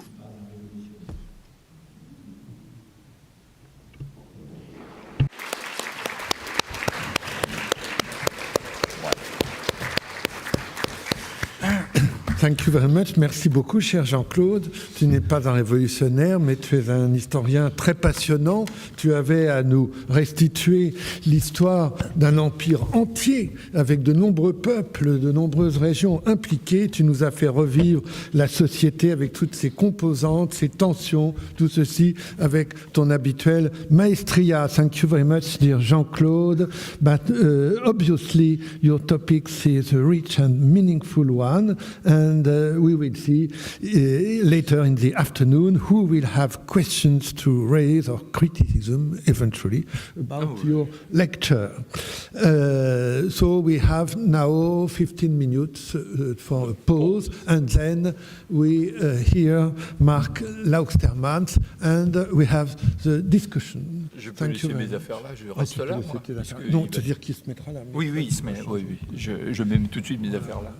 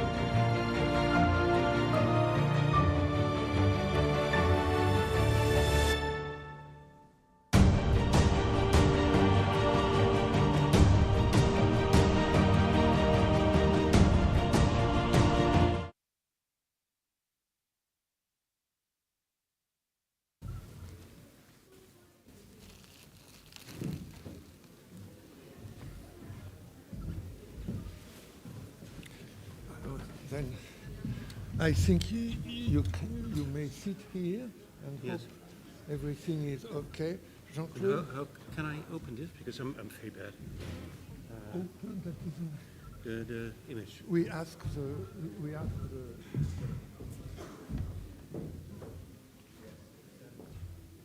Yes. Okay. Great. I think it is here. And to see for the pointer is here. Yep. If you want to use No, the but I'm not pointer, using. you I was don't just use looking here, the yes. pointer. Yes. That's okay.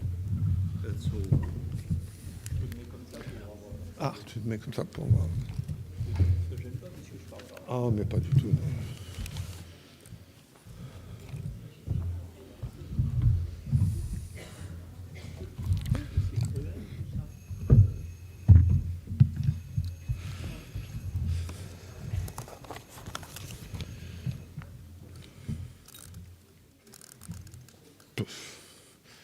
It is 45 minutes, but as you see, I give you a little more because I speak first, 1 or 2 minutes, so that's right.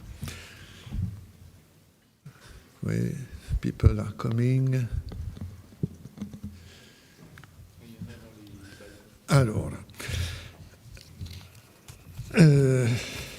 Allora, cominciamo la seconda parte del pomeriggio. So we can start the second part of the afternoon session with the lecture by Mark Lxxi.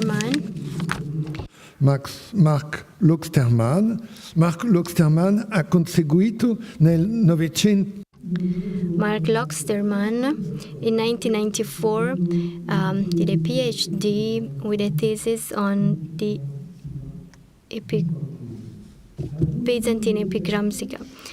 Since 2007, is a professor of Greek language and literature, Byzantine and modern language and literature at the University of Oxford. Lxxi works mainly on Byzantine poetry, especially epigrams and its metrics. He published an anthology including translations and critical essays on the Byzantine poetry from Giorgio di Pisita, the 7th century to 22 Metra, so 11th century. He studied different works and translations and medieval and modern works. Guido, a book on Byzantium in the 11th century, being in between. And he will speak today about the southern Italian Greek translation of Kalila and Dimna in manuscript Pierpont Morgan 397, which was written about 1000 after Christ. Thank you very much. Thank you very much. Thank you, organizers, for inviting me. Well, Professor Chenet just gave you a beautiful overview of 11th century history, especially with an emphasis on the society. I will focus on a very tiny topic. But then again, I am not a historian, but I'm a philologist. And we philologists like texts and manuscripts. So that's what I'll be talking about. For those of you not familiar with the term Kalila Vadimna, let me say a few words on what the text is.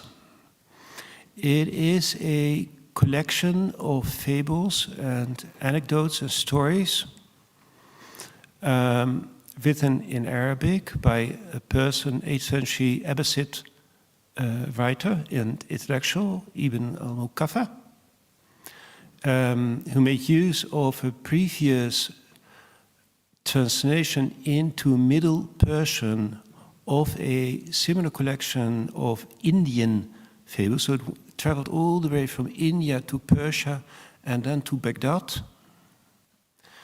And Khalil Vadimna is considered to be a masterpiece of Arabic writing. After the Quran, it's probably one of the major representatives of Arabic prose. The text was not only incredibly popular in the Arab-speaking world, but was also very popular all across Europe. The text was translated into Greek, Hebrew, Spanish, Old Spanish, etc. And it reached Western Europe and Italy via a Latin translation produced in the mid-13th century by a person called John of Capua. And the translation is called Directorium Vitae Humanae. Some of you may know the text as the Fables of Beatpie, because one of the persons is called Beatpie in the later translation. Anyhow, I'm of course particularly interested in the Greek translations. There are 3 translations at least, but there are probably more. The best known is a late 11th century translation produced during the early reign of Alexis Komnenos by a physician from Antioch called Simeon Set. But he translated only part of the Kalila Vadimna. And 1 century later, Eugenius of Palermo, who was the emir during the reign of King Tancred, so that we're talking about Norman Sicily, he did not produce the translation himself, but he commissioned a translation of the rest of the text. So Simeon translated let's say half of it, and a team of translators working in Norman Sicily translated all the rest. However, and that's what I'll be talking about, there is an even earlier translation produced in southern Italy, either in what's called the theme, the province of Calabria, or in the theme of Longobardia. And that one is to be found in a unique manuscript, the Pierpont Morgan 397. Pierpont Morgan is a library in New York. The manuscript, we know, used to be in the monastery of Grottaferrata in Rome. But at some point, the monks of the Grottaferrata monastery needed money, and they sold the manuscripts. That happened at the end of the 18th century.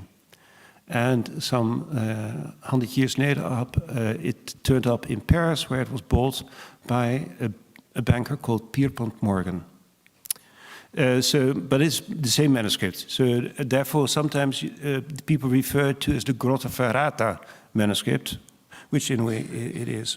And I too usually refer to the Grottaferrata version of Kalila Vadimna.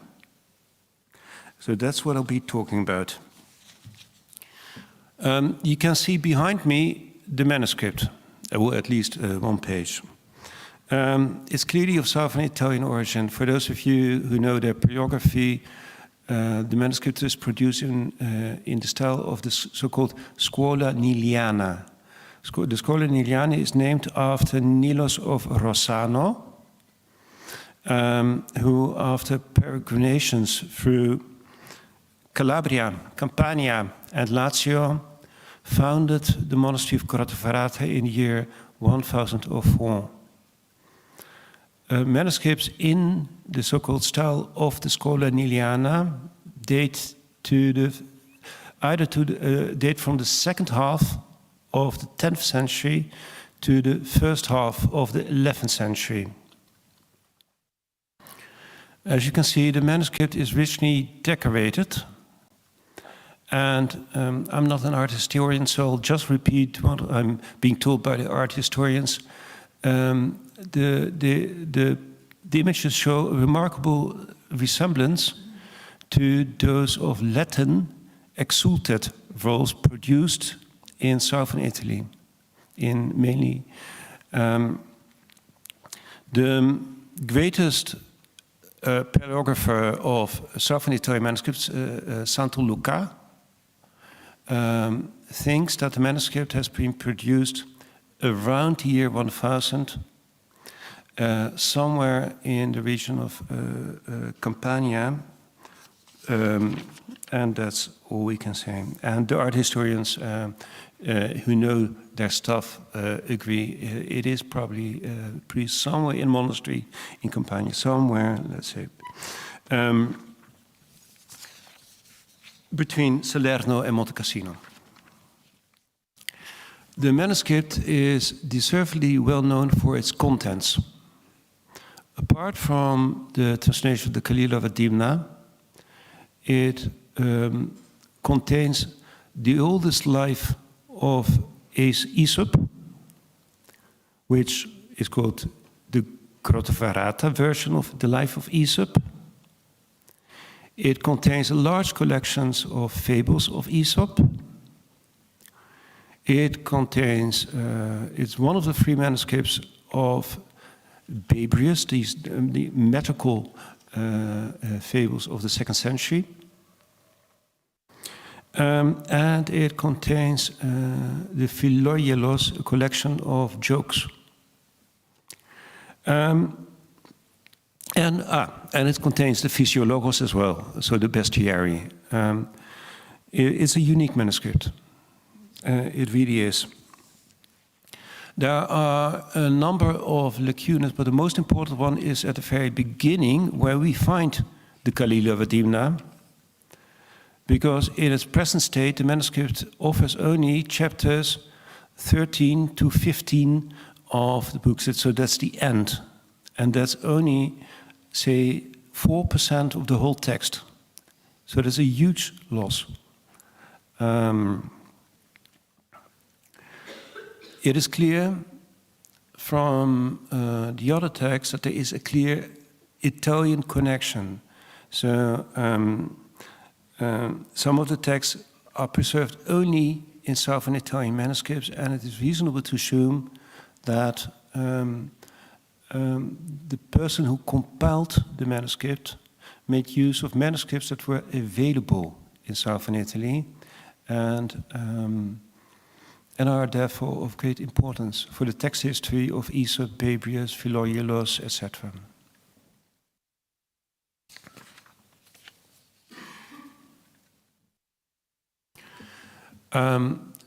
There are hardly any studies of this translation of the Kalila Vadimna apart from a study in the 1930s by a great scholar called Eleanor Hasselman,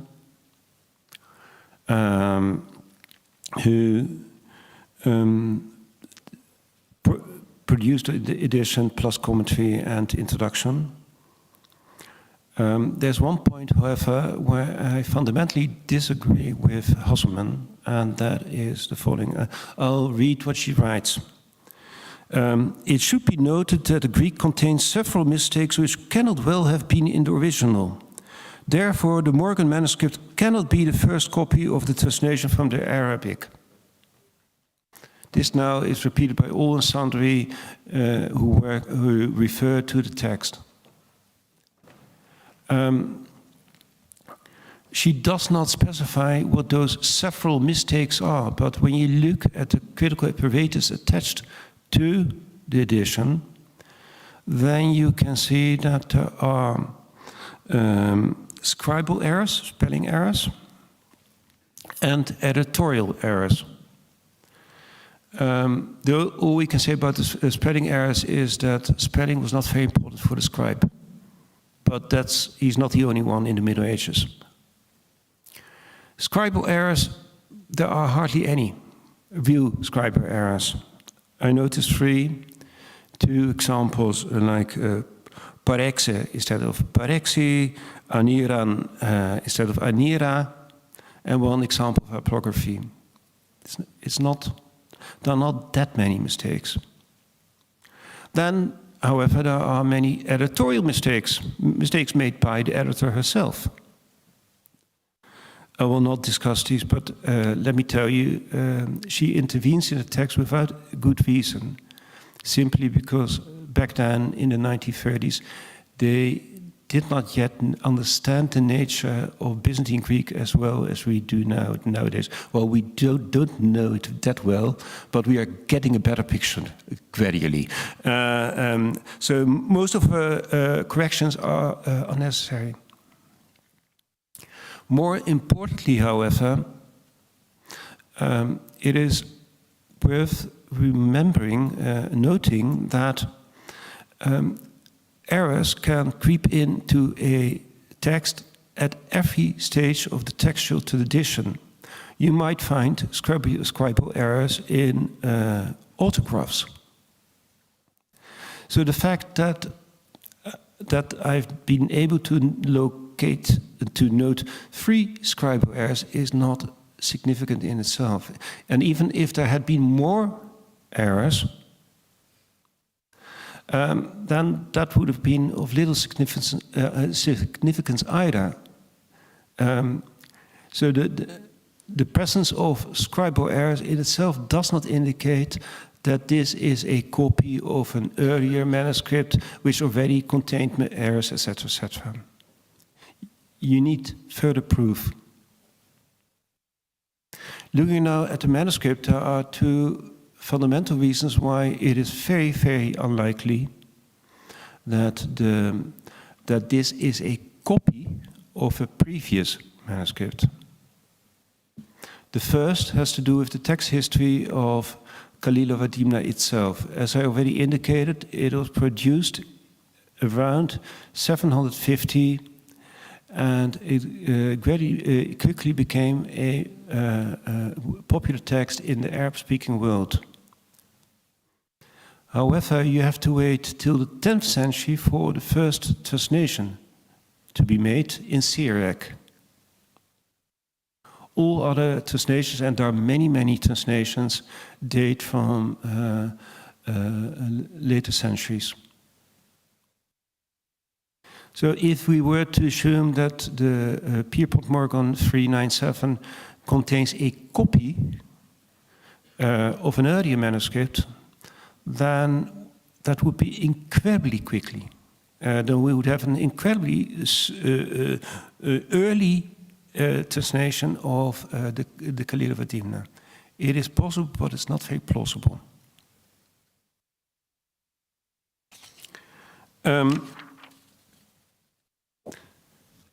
And what is more, all Greek translations of Oriental storytelling date from the 11th century.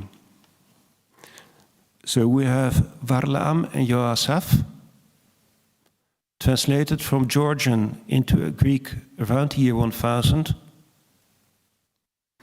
We have the other translation of Kalilova Dimna by Simeon Seth. That's early reign of Alexis Komnenos. We have the book of Syndipas the philosopher, translated by a person called Michael Andreopoulos in Melitene. Melitene is Malatya in Turkey. By then, an enclave surrounded by all sides by Danishmends and Seljuks. So produced in the late 11th century. We have the Fables of Syndipas, also translated by the same Michael, but also late 11th century. And then we have, of course, the translation produced at the behest of Eugenius of Palermo in the late 12th century. So if the Pierpont Morgan 397 contained simply a copy, then the translation would predate all Greek translations of Oriental storytelling. Once again, not a very plausible hypothesis. The second reason why it is not very likely that this manuscript is a copy of a previous manuscript is the fact that it is richly illustrated, as you can see. So in its present state, the manuscript has 21 full-color images next to the fables of Khalil of Adimna, and 7 drawings in black ink next to scenes from the life of Aesop, and plus 51 spaces left unfilled in the same life. As I already indicated, the manuscript has lost most of the text of the translation of Khalil of Adimna at its very beginning. The loss is huge. So we're talking about circa 160 to 180 folios. Supposing that these missing pages had the same amount of illustrations as the 7 folios that we still have of the Khalil of Adimna in translation, then we're talking about a loss of circa 480 to 540 miniatures. Not only would this make the Pierpont Morgan manuscript the manuscript with the most illustrations of Khalil of Adimna in any language. For comparison, the Arab manuscript with the largest amount of manuscript, which is kept in the Bibliothèque Nationale de France, has 185 miniatures. But it would also make it one of the most copiously illustrated Byzantine manuscripts ever. For comparison, the famous Skylitzis, famous Madrid Skylitzis, has 574 miniatures. So that would be just a few more. So given the lavish and exquisite decoration of the Pierpont manuscripts, there's definitely a price tag attached to the manuscript. It's a costly, very costly manuscript, also in the Middle Ages. The parchment used for the production of manuscript is admittedly of low quality, but that's true for almost all manuscripts produced in South Italy, even if they're luxury products.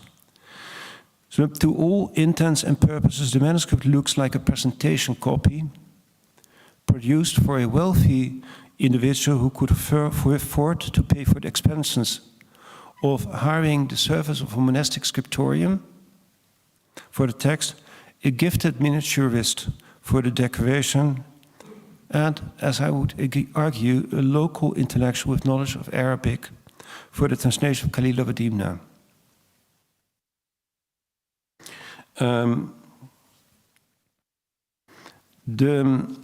I'll skip a part because I don't want to bore you. Anyhow, the next paragraph would have been that the Greek translation the translation makes use of lowbrow Greek with a few nods to the vernacular. It's not the kind of highbrow Byzantine Greek we find in most literary texts. Let me say a few words about the translation as such. I guess that most of you would agree that a literary translation involves a reimagining and a recreating of the original text. But I guess that most of you too would be surprised if translators were to add materials of their own. Let's say, Anna Karenina survives her suicide attempt, breaks up with Count Vronsky, and lives ever after, spends her final days in Biarritz or some dreary German spa. That would be a bit surprising for a translation.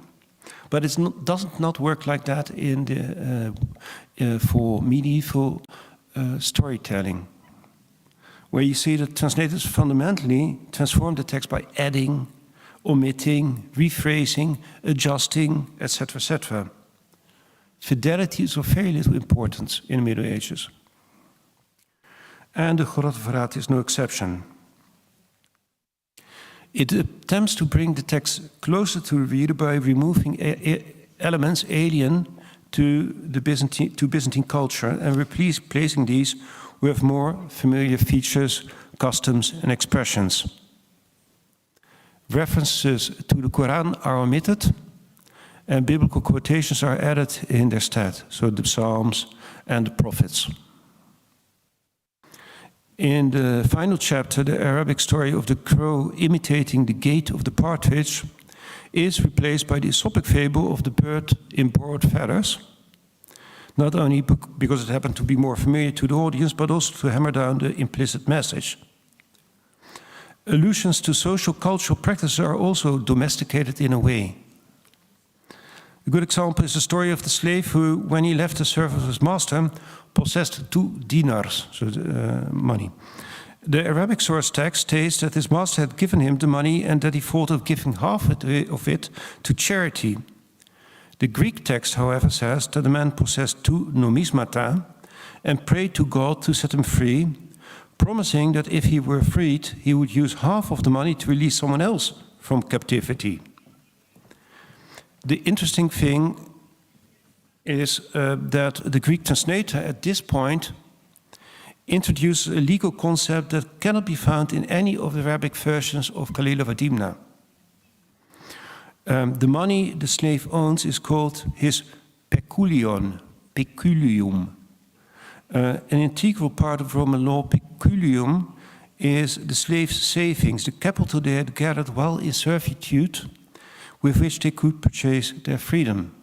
So here, he simply introduced a legal concept of, well, basically Italy, the peculium. But now let's look at the text. Due to the substantial lacuna before the first folio, the Grottoferrata version begins in medias res. Let me see. Okay. The king's son and his 3 companions, that's the topic of chapter 13, have all proven their worth, each in their own way. The laborer through his hard work, the aristocrat by means of his good looks, the merchant by clever trading, and the king's son through sheer luck. The companions have all written up their achievement on the city gate, and now, and this is where the story begins, and that's what you see on the image behind me, it is the turn of the king's son.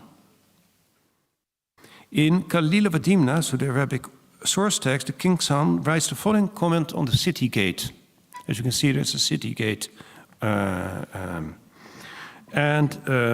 What he writes is, labor, beauty, and intelligence, all the actions of man, whether good or bad, are due to divine providence. The Grottoferrata version now more or less says the same, but, and that's the interesting thing, it does so in verse. So the text which you can find between the gate, the pillars of the gate, are Byzantine dodecasyllables. And the question, of course, is why? The reason is very simple. The Byzantines really loved their metrical inscriptions. So even nowadays, if you look at the walls of Constantinople, Istanbul, you may find many inscriptions, and most of them are in verse. So, especially if there's an important message to be conveyed to the public, then the medium is verse. However strange that may sound to us. So this practice was so ubiquitous and ingrained that the translator and his readers must have expected the inscription to be in verse, especially in the case of a royal message. So what you can see on the image is that it shows the verse inscription surrounded by 2 columns of an ornamental gate, which is called in Greek a pili. And in front of one of the columns, the king's son is depicted in writing his message. I hope you can see him. It is on the left column. You can see the king writing his message which the miniature marvelously mirrors the text because the ornamental pullae not only serves to frame the text, but also illustrate what the text is about. While most pullae are boxy P-shaped ornaments in Greek manuscripts, there are a few illustrated manuscripts that put the poems in so-called canon arches, and here I have an example. That's called a canon arch because it's originally developed for the Eusebian canon tables in Gospels. And in these manuscripts, the ornamental frames look like arches, supported by slender columns, through which, metaphorically speaking, one enters the text. The closest parallel to the Quarterverraad Commission I've been found are both our 10th century. The example here is from a manuscript on Avos. However,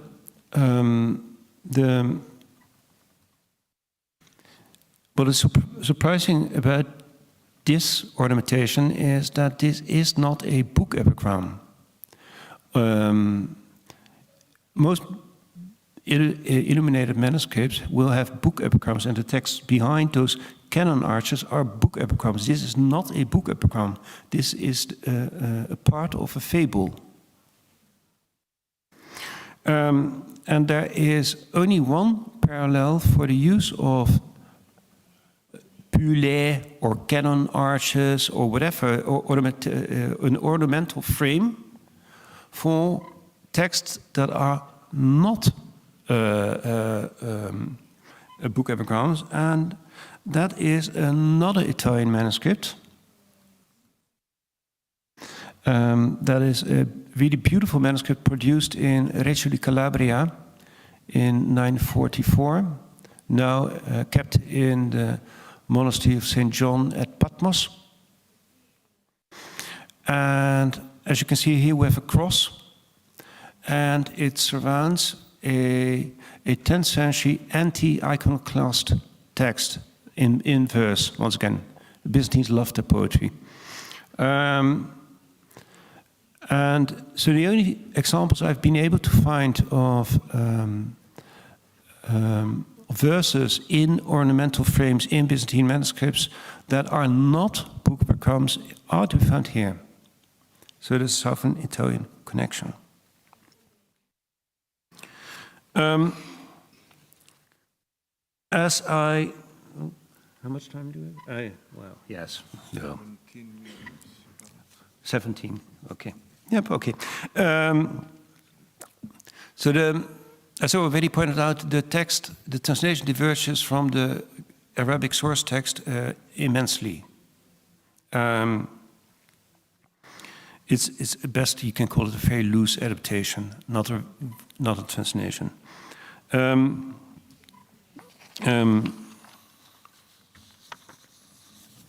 For example, chapter 14,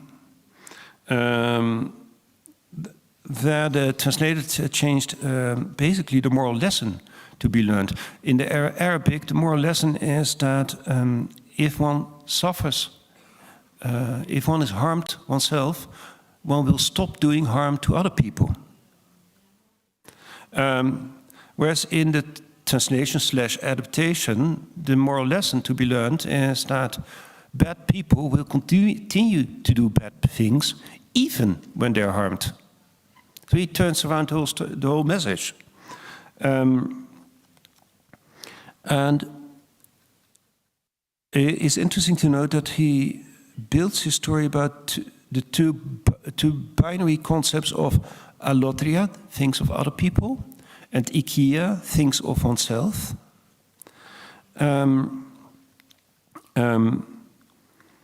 So the story is a pair of wolves kill the children of other animals, but are sorely distressed when the same thing happens to their own cubs. Admonished by the king to mend their ways, they abstain from eating meat, but continue to harm other animals. They simply cannot stop themselves. And then the king reminds them that o ta lotria aferon, ta ikia anandiritus apovali. He who takes away what does not belong to him will surely lose his own things. But to no avail, the wolves keep on taking lives because they had not learned at all to work hard. Mi didathendes olos to kopiasem. Curiously enough, the same words alotria, ikia, didathendes, kopias occur at the end of chapter 15. That's where we find the moral of the story. And I quote in translation, this fable teaches that no one should learn, Lxxi, to act rapaciously, but rather that we ought to work hard, kopiase. It also teaches us to take pleasure in our own things, ikia, however small they may be, rather than in the wealth of others, alotria, so that we may not suffer the same fate as the aforesaid wolf and the aforesaid crow. Although there's a lacuna between the end of 14 and the beginning of 15, Hasselman rightly concluded that the Verrata version must have merged the two chapters, 14 and 15, into one. Otherwise, the fact that the wolf and the crown are mentioned in the same breath, each as an example of the same moral lesson, makes no sense. So this is a decision by the translator. For one reason or another, he merged two chapters into one. But this is not the only change he made. As already indicated, he changed the Arabic fable for an Aesopic one. He simply told another story.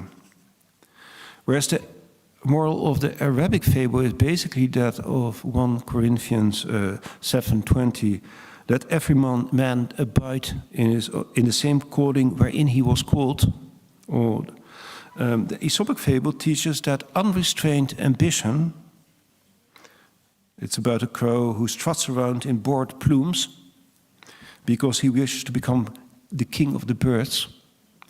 It teaches that unrestrained ambition will inevitably lead to one's downfall.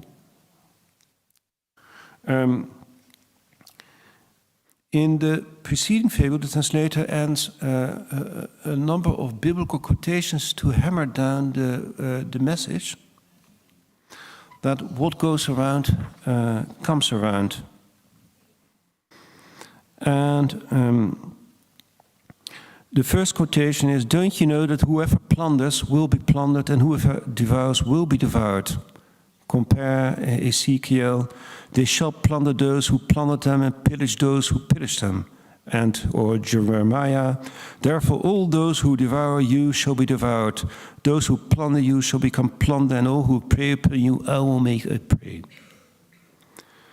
And the second quotation is, "Have you not read that he who takes away what does not belong to him will surely lose his own things, and that he who takes hold of other things will be taken hold of himself?"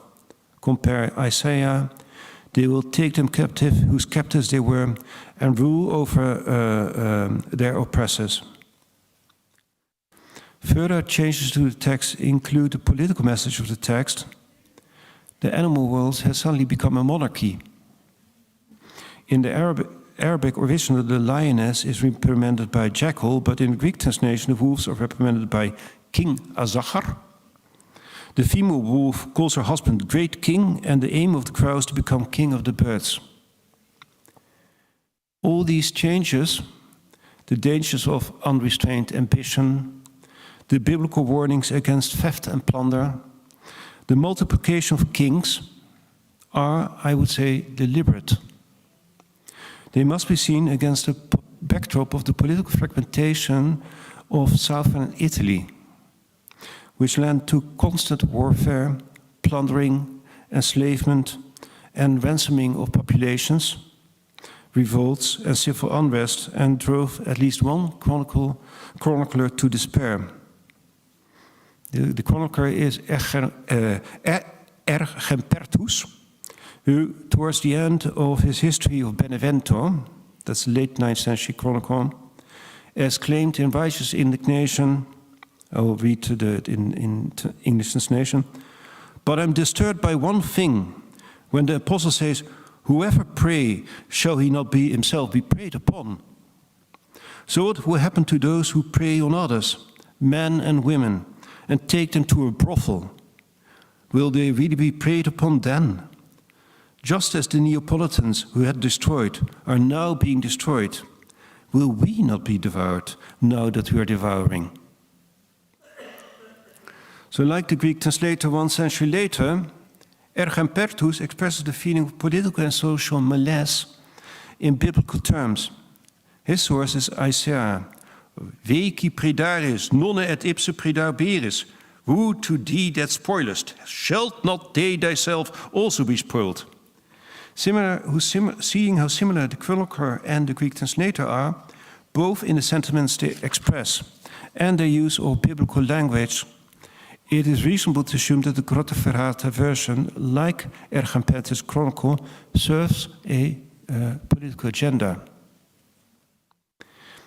But it's difficult to establish what this political agenda may have been, because we do not know the name of the wealthy patron who commissioned the manuscript. Given the fact that the scriptorium in Campania, where it was produced, was somehow connected to Nilus of Rossano, the patron is likely to have been based in Calabria, but the location in Longobardia cannot be categorically excluded. If he indeed lived in Calabria, a predominantly Greek province, there are various options to choose from. He belonged to one of the local aristocratic families, such as the Malaini, who ruled Rossano. He was a member of the governing elite brought in from Constantinople, or he had acquired his wealth by other means, like John Thylagraphos, the later anti-pope John XVI, who had won the favor of Emperor Otto II and his wife Theophano. But if he lived in Longobardia, a predominantly Latin-speaking province, the most likely scenario that he was in service of the Byzantine administration, either the Catapano himself or one of his officers.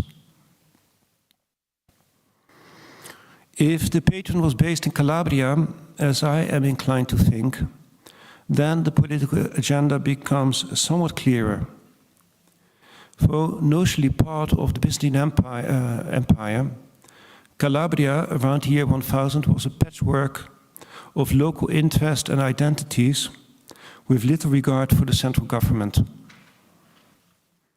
Revolts revived, corruption thrived, deals were made with the Arabs in Sicily, theft, plunder and enslavement were daily practice, and each community pursued its own goals.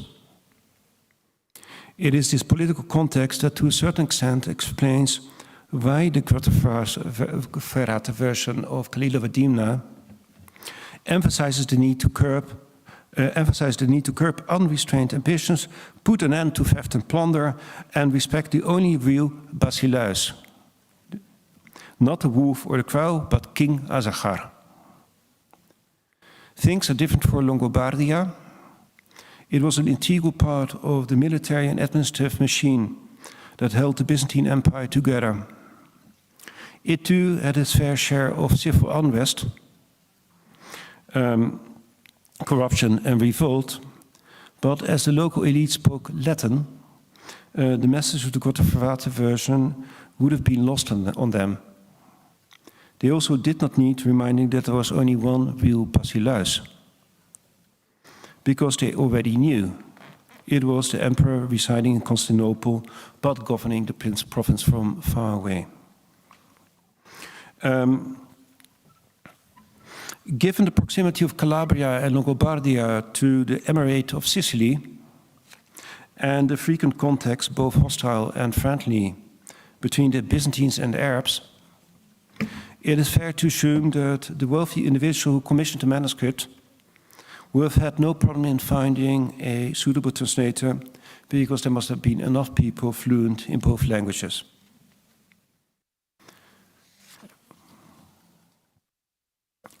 Since the translation is not really a translation, but a free adaptation of the storyline and the story bits of Kalila Vadimna, It's difficult to say how good his Arabic was, but since he managed to translate an extensive narrative spanning hundreds of pages, he must have had at least a working knowledge of the language. Finding a copy of Khalil al-Dimna, presumably in Sicily or the Maghreb, would not have been difficult either in the light of the popularity of this novel in the Arab-speaking world. The miniatures of the two wolves on both sides, let me show you, whoops. That's the one. That shows you the two wolves on both sides of a fig tree. Is striking similar to the way the two eponymous jackals, I mean, Khalil and Dimna are the names of the jackals that form the main characters of this text. It's very similar to the way that these jackals are depicted in the oldest illustrated manuscript of Khalil of Dimna, also in Paris, in the Bibliothèque Nationale de France. And let me show you that one, a beautiful picture. And as you can see, it is very remarkably similar as a composition. So this may indicate that the copy used for the translation, the Arabic copy, was an illustrated manuscript as well. How much time do we have? As you like. It is officially 3 minutes, but you can, of course, you can. Well, then I will just round up and say a few words about the manuscript as a whole. As I indicated, it offers a remarkable set of texts, unique. The manuscript is important because it offers an insight into the cultural and educational level in southern Italy, that one about which we do not know that much. In general, the general feeling is that culture was of a monastic nature. And that is certainly true if we look at most manuscripts produced in southern Italy in the 9th, the 10th, the 11th, and the 12th centuries. It is mainly monastic, so saints' knives, hymnography, minaire, liturgical manuscripts, etc.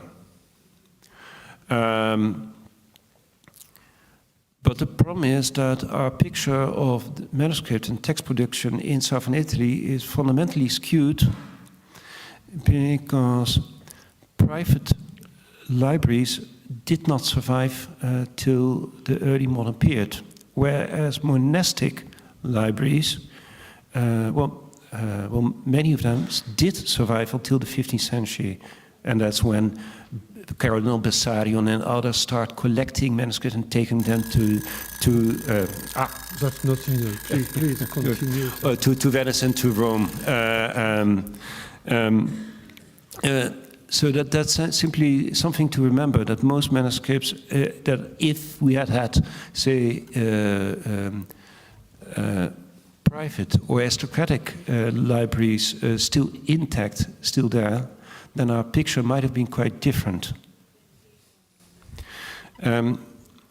But as things stand, there are not that many secular manuscripts. Manuscripts, not secular in the sense that it's not religious, but manuscripts produced for the elite and not for monasteries.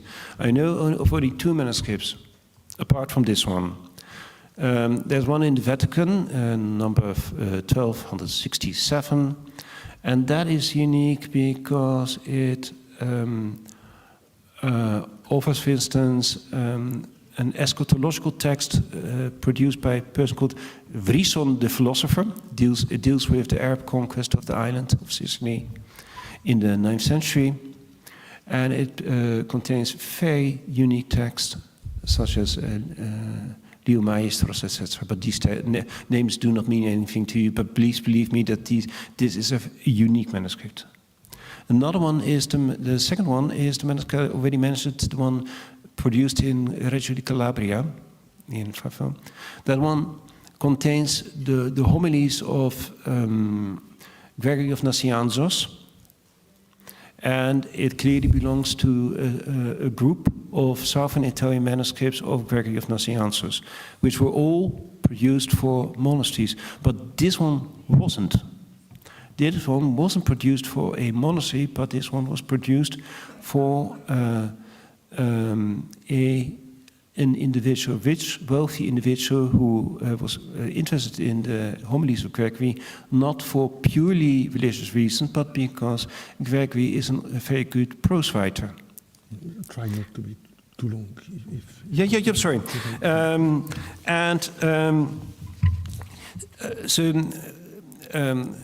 To round up, the manuscript, the People Morgan 397, together with the two other manuscripts noticed, are important because they tell us what the local elite may have read, and it makes us wonder what else they may have read. Thank you for your attention.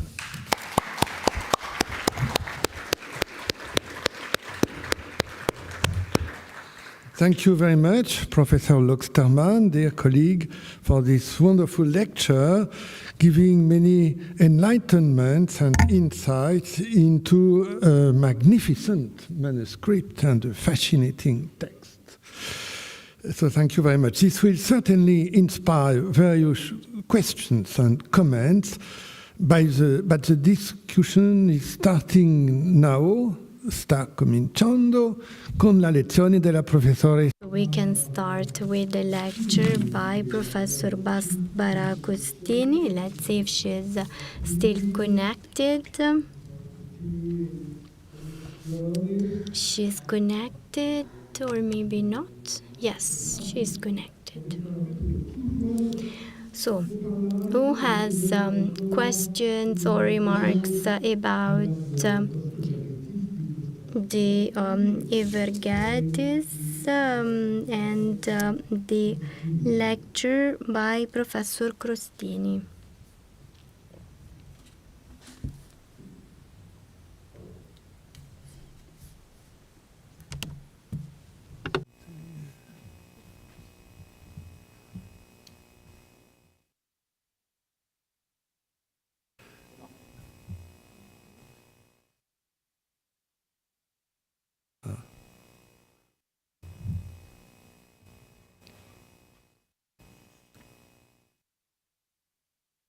Là, je dois dire, moi non plus.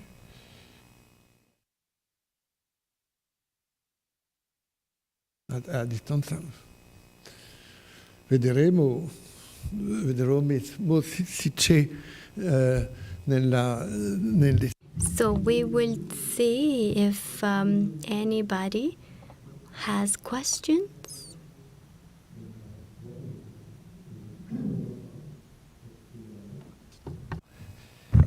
La question qui se poserait, c'est... Je peux parler français? Oui. Bon. La question qui se poserait, c'est l'influence quand même relative du studios par rapport à l'Evergetis. There will be no translation into English from French. Même en Italie du Sud, si j'ai bien suivi, je ne suis pas du tout spécialiste du monachisme. Et est-ce que le studios, évidemment, c'est aussi la base du typicon du monastère des grottes à Kiev? Est-ce que les Vergetis est autant exporté outside of the empire, outside the frontier empire, in Italy or in Russia for studios, for example? Thank you for the question. What I wanted to say is that the Evergetis was proposing a Studite model, but purified of the problems that the Studite foundation was having in 11th century Constantinople, of which the episode of Simeon the New Theologian was one of the expressions. And as we know, Nikita Stetatos had to kind of roll back quite a bit to make Simeon an acceptable Studite. So in front of this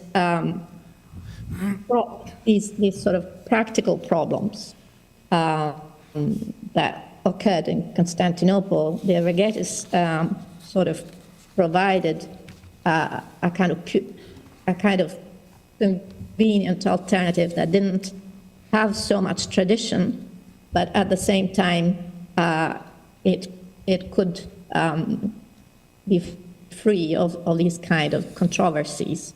So it was a kind of course, it was less prestigious than Studios. Studios had all its 5th century onwards tradition, and then the founder and so on. But Paul reworked all of Theodore's catechesis into something that was less personal, that could be just used as a kind of more universal and enduring kind of legacy. So that's perfectly fair to say. Studios remained the paradigm, and also in southern Italy, of course, Theodore as a personality and his work and what he represented for the iconodule cause and all that continued having a role to play. But Paul's foundation was politically and socially very important within the problems that the actual 11th century Studios was facing. And that, for example, we find illustrated in the Theodore Psalter. So there was this concern about this kind of new iconoclasm that I tried to outline a little bit. And Evergettis sort of stepped out a little bit of these problems precisely because it was a new foundation. And it incorporated all the Syrian material that you don't have in the sort of mainstream Byzantine liturgical homiliary tradition. And when I was studying these, the references, the sort of standard reference works, just didn't help because this was so completely different. Grazie. Thank you. Do we have other questions on the lecture by Barbara Crostini? No, and then we can move on to the lecture by Jean-Claude Chenet. So who wants to ask a question? Who has questions? In 11th century Byzantine society. C'est bien, c'est bien.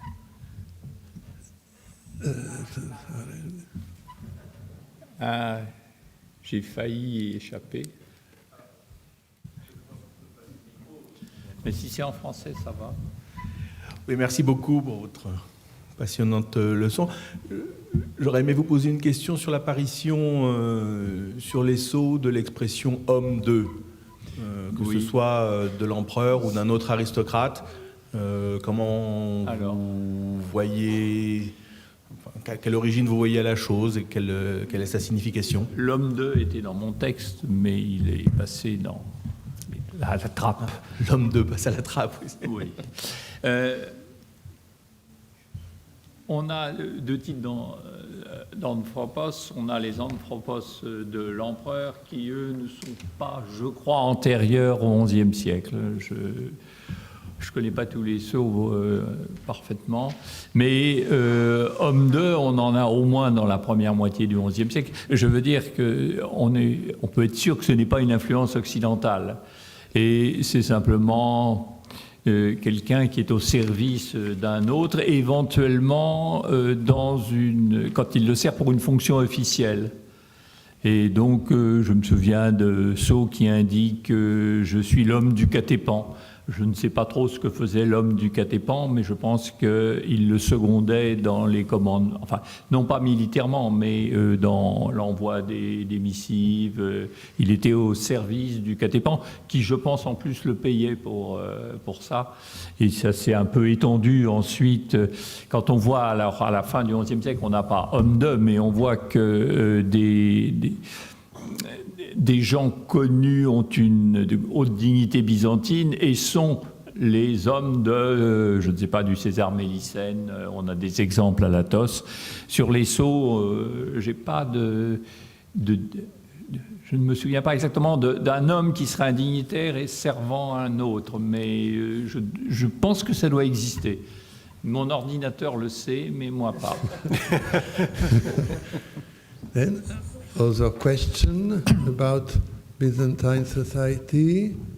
I have a question. Loxterman, Professor Loxterman. Well, thank you. There was one thing I did not entirely understand, but probably my knowledge of French is to blame. So you don't believe in a feudal revolution. So you don't believe that Byzantium underwent the same changes as Western Europe did. But it depends. For economy, I think it's the same way of the Western Europe. But for the political system, no. Absolutely. Yes, that's the thing I didn't understand, because you rightly pointed out that you see the change from free peasants to parex. Yes. Wilkins, for this change, it is a real change, but it is a juridic change more than an economic change. I am not sure, but I think the peasant in the 12th century is probably richer than the peasant of the 10th century, for example. Because, when the Crusaders went across the Balkans, they look at fields and they were very astonished of the quality of the cultures in these fields. Mm-hmm. Yeah. Thank you. Alors j'ai aussi une question. I have a question, both in French and English. Donc effectivement, ça, l'idée de révolution féodale, peut-être que c'est dans un Al-Andalus qu'elle s'appliquerait le mieux finalement pour le XIe siècle, mais c'est très intéressant de comparer avec l'Occident. It's very interesting to start a comparison with the West. Here it is an empire, avec une société finalement sans doute un peu moins compacte, un peu moins visqueuse que la société occidentale. Et donc il y a des choses qui bougent et il y a des fractures qui ne se résorbent pas. Donc nous avons évidemment souvent discuté, tu as une armée dans laquelle les ethnicités apparemment ne se mélangent pas trop. Et puis ça nuirait à l'efficacité de l'armée. Si on mettait quelques archers arméniens au milieu des chevaliers francs, il faut qu'ils soient derrière pour les protéger. Oui, c'est ça. Mais nous avons des os, tout ça se mélange assez bien, sans doute entre gens qui se ressemblent plus. Bon. Et puis, l'Empire est capable de casser des familles ou d'en créer. Oui. Et puis, il y a des eunuques. Alors j'ai peu parlé des eunuques parce que, peut-être sous l'influence de l'Occident, ils sont assez mal vus, par exemple des croisés, ça leur semble une pratique un peu curieuse. Mais il reste des eunuques encore. Je veux dire que lorsque Lxxi quitte Constantinople pour la campagne contre Bohémond, il laisse la ville à un eunuque, Stade Kiminianos, qui écrit des vers d'ailleurs aussi. C'est un poète. Il a un sceau avec une poésie. It seems to me that in the West, something which may have the same function as the eunuchs have, that is to say, to prevent a family to begin to attend, even if they have nephews and nieces. But it's serfdom. Serfdom is a good means de maintenir une famille assez bas. Je voudrais savoir si, à ton avis, à ton appréciation, les familles d'eunuques sont plus fragiles que les autres. Ça, évidemment, ça paraît évident en ligne directe, mais il y a les collatéraux. Comment est-ce que ça se transmet? Est-ce que ces familles, tu en as cité une, sont affectées par le fait que le personnage puissant est un eunuque? C'est-à-dire que c'est un peu comme les janissaires. Il y a certaines familles, notamment en Paphlagonie, qui acceptait de sacrifier un fils, c'est quand même pas une opération très agréable, pour l'envoyer à la cour, parce que les eunuques ont une chance d'aller dans la chambre impériale, dans le cubiculum, qui est un lieu malgré tout de pouvoir et de discrétion. Et quand un tel personnage a réussi, je pense à Jean l'orphanotrophe, à son tour lui-même plaçait les membres de sa famille, et c'est comme ça que son frère est devenu l'amant de Zoé et empereur quand même. C'est pas si mal, ça a mal fini l'histoire. Alors les eunuques sont aussi, on leur confie souvent des fonctions financières, mais c'est plutôt avant le XIe siècle parce que a priori on récupère toute la fortune des eunuques à leur mort, donc ils se sont enrichis, c'est pas. De ma mort. Mais depuis les Lxxi, en théorie, ils ont le droit d'hériter, enfin de transmettre leur patrimoine. Mais dans ce cas-là, un certain nombre d'eunuques sont exécutés, ce qui revient au même, sauf pour l'eunuque. Mais il peut y avoir effectivement des eunuques qui ont pu placer des parents qui se sont maintenus à un niveau satisfaisant.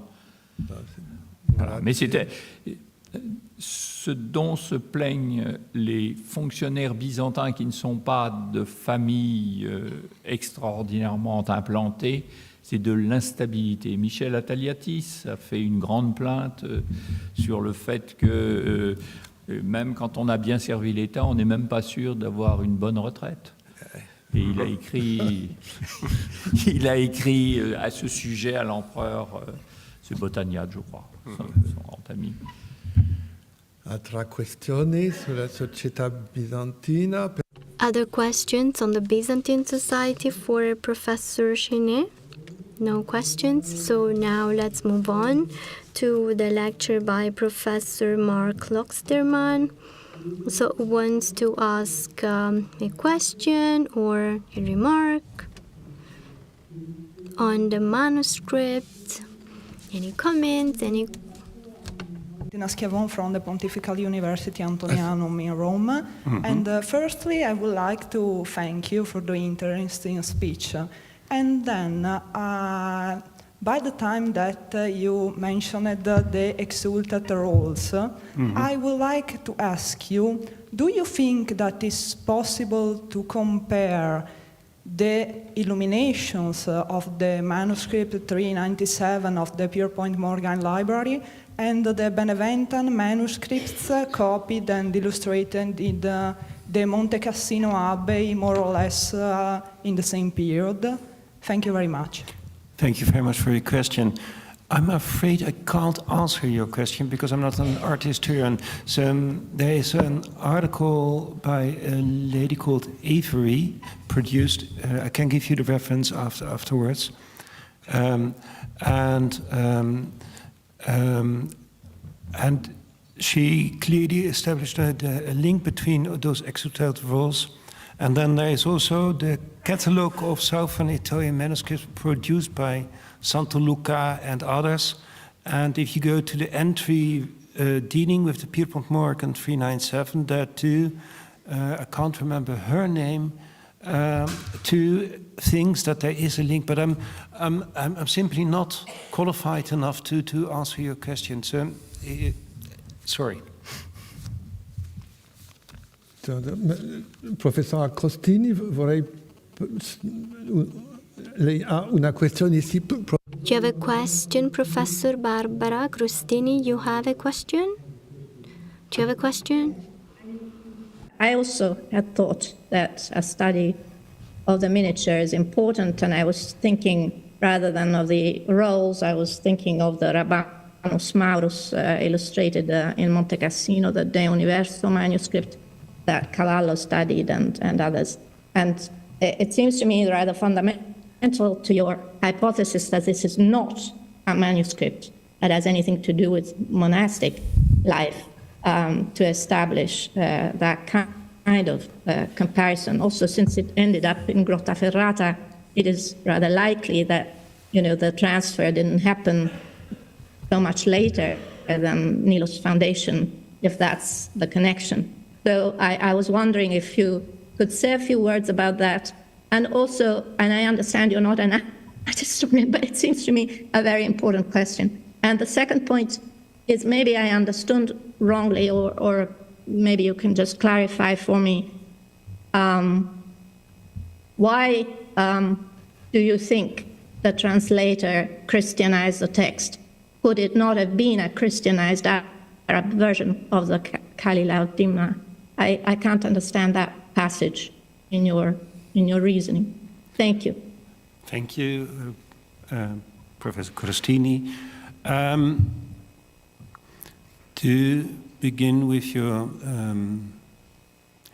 first question, can you repeat, because I'm afraid I forgot the first question. So, or you would like me to answer the second question first?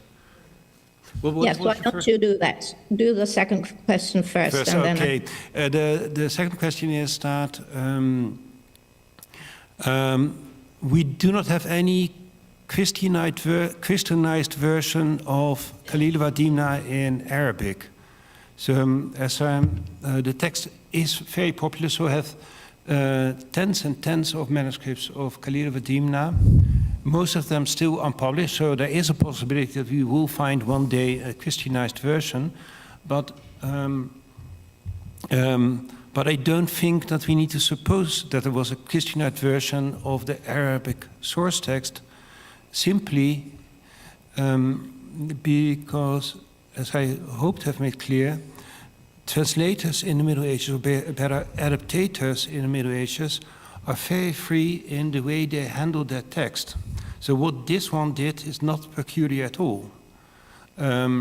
Take, for instance, Simeon Seth, translating for Alexis Komnenos. He more or less did the same thing. So where the Arabic source text will tell you that concubines would visit the king, it would visit the Sultan during night, that becomes, in his translation, women, not concubines, visiting the king during daytime. So that's simply a shocked Byzantine who thinks you can't have concubines visiting the king. And there are many more examples to be given. There's a very good study in French by, I can't remember her name, but I can give you the reference. She's looked at all the changes made to Simeon Seth. So the fact that this one, the Southern Italian translator, simply changes the text and makes it, removes anything to do with Quran and adds Christian text, that's not remarkable at all, because that's, and the same thing happens once again with Eugenius of Palermo. His team too removes anything that is offensive to Christianity. So all Quran goes, Hadith goes, it all goes away, and it all becomes a Christian setting and a Christian moral. And your first question? I agree. That's you know, it's not an unusual thing that text is changed or keeps changing, actually. But the question is whether you can exclude theoretically that there should be a Christian Arabic version of that text, and I think you can't go that far.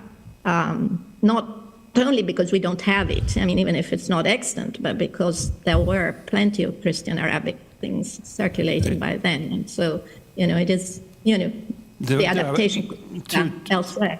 True enough. For instance, the Varlam Yosef, which that's a text that was translated from Arabic into Georgian and then into Greek, was then again retranslated into Arabic by Christian Arab, and then we get a Christian version in Arabic.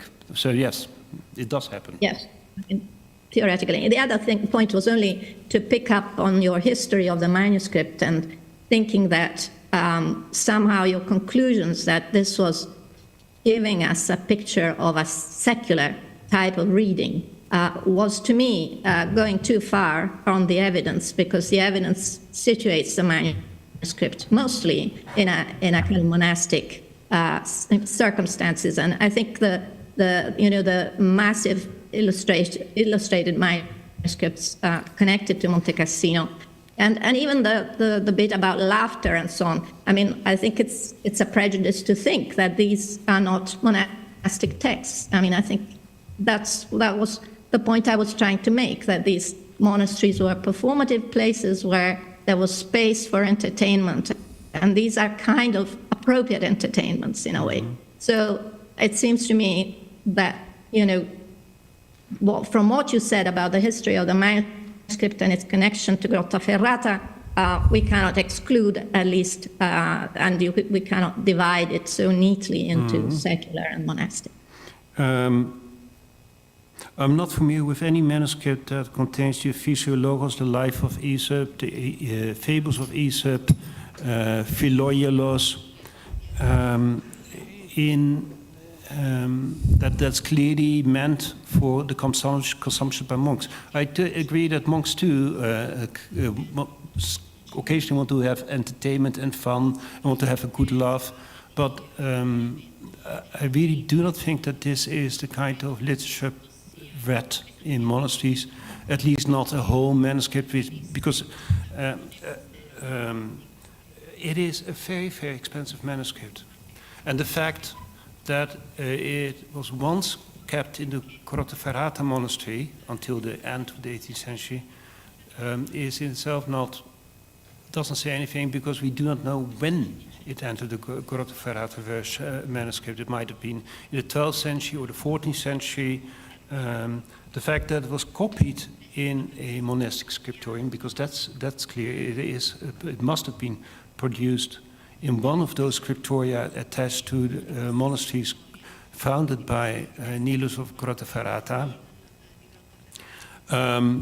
does not turn the manuscript in itself into a monastic manuscript. It simply means that a wealthy person commissioned the manuscript from this scriptorium. Thank you. Thank you very much. Other question?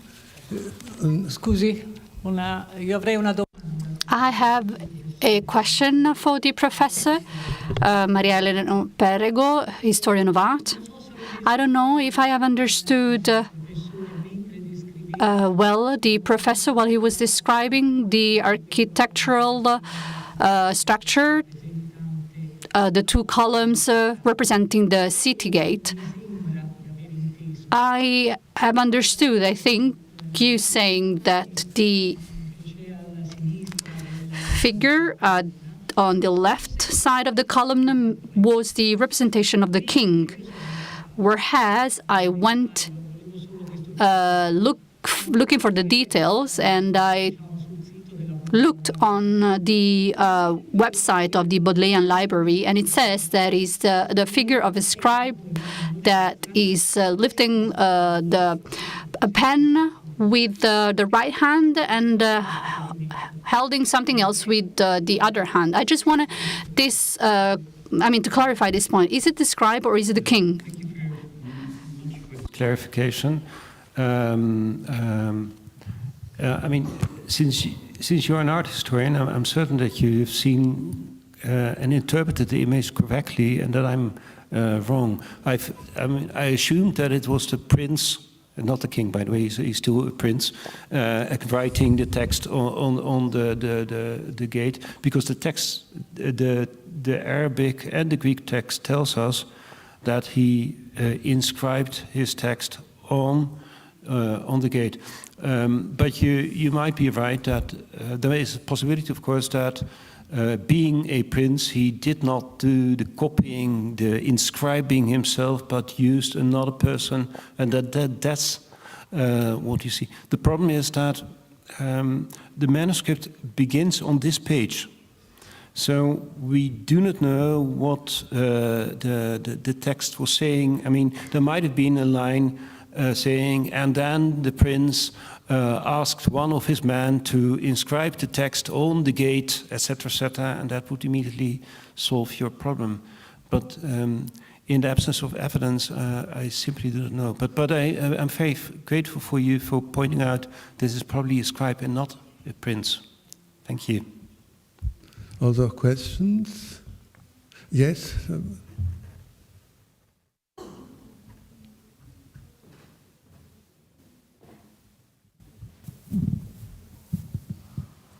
First of all, thank you, Professor Lxxi, for your presentation. I was just wondering a few things. First of all, do you think you alluded to the lowbrow Greek level of the version, if I'm not mistaken?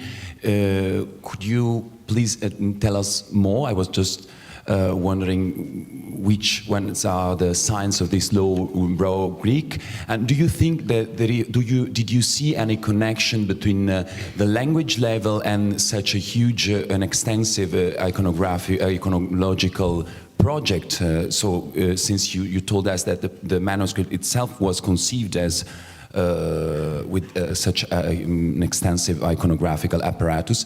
And then just, could you please tell us to what extent this version is different from the Eugenian, just for the paratexts, or is there something more in the text in the version? Thank you very much. Thank you very much for your questions. Let me begin with the last one. If you compare the two texts, so if you open your copy of the Puntoni edition of Stephanitis Igrilatis, so that's the one produced by the team of translators hired by Evgenios of Palermo, and then you compare it with this, which you can read in the edition of Hosman, everything is different. In general, the team of translators for Evgenios of Palermo are much closer to the Arabic source text. There are still huge differences between the two, but not as obvious and as strong and remarkable as you see in this text. I mean, as I hope to have made clear, the translator merges two chapters into one, changes the moral message totally. It becomes a totally different message. There becomes suddenly a political message dealing with the political situation in southern Italy within the text. It's very curious. And in the Evgenios of Palermo version, you may find that there are adaptations, there are changes to the text, but not as strong as this one. As for the lowbrow nature, I don't hope to bore all the rest of you, but I am a linguist above all and a philologist. And what you can see are things like forms like dynome instead of dyname, stikomen instead of histametha, elthine for elthine, the infinitive of ergome, trigesi, dative, instead of frixi. That's very simple. Confusion between the verbs in and ao, merge of thematic and sigmatic errors, so you can find forms like etigamen, etc., etc. Active participle endings in deponent verbs. Then syntax. There's abundant use of the articulate infinitive, so you have infinitive plus preposition instead of conjunctions. That's typical for lowbrow Greek. And there's an overuse of paratectic ke. It's all ke, end. The things like, at lexical level, you find kan poson, meaning a bit, kan poson, and that is clearly in modern Greek kamboso, which means the same thing. So that's already. There are words that you find nowhere else. Katenemesis, protimero, prefer instead of protimo. You have to believe my word for it. But there are huge. But clearly, because that's a mistake many people make, lowbrow Byzantine Greek does not mean vernacular Greek. This is not vernacular Greek. It is simply a form of learned Greek that somehow is lowish and sometimes allows forms that we know derive from the vernacular, the spoken language of the time. The difference, for instance, with the version of Evgenius of Palermo is that that one I would locate between lowbrow and middlebrow. It is still fairly simple, but it's not as simple as this one. I hope this answers your question. Other questions? May I ask a little question coming from an ignorer, but a colleague, friend, and admirer of Michel Pastoureau? I noticed that in your manuscripts there is a wonderful blue in one of the last pictures, and it appears that the blue has not been so common in ancient societies. Even in the Middle Ages, it arrived not soon in Occident. Is this blue new at the time of your manuscript? Is it common? And you know, it's a problem of which colors are how is it? This blue is wonderful. Yep. Let me just look at my notes. So the miniatures were produced first drawing in black ink, and then afterwards they were painted in dark green, red, light blue, and yellow gouache. And your true blue is not very useful, not very useful because it's so very expensive in the Middle Ages. Yeah, I think so. But once again, I'm not an art historian, so I do not dare answer your question and say, well, how common or uncommon is. I mean, there are art historians who probably know this. Thank you very much. After Pastoureau, we are all very fond of the story of colors. you know. And other questions, yes?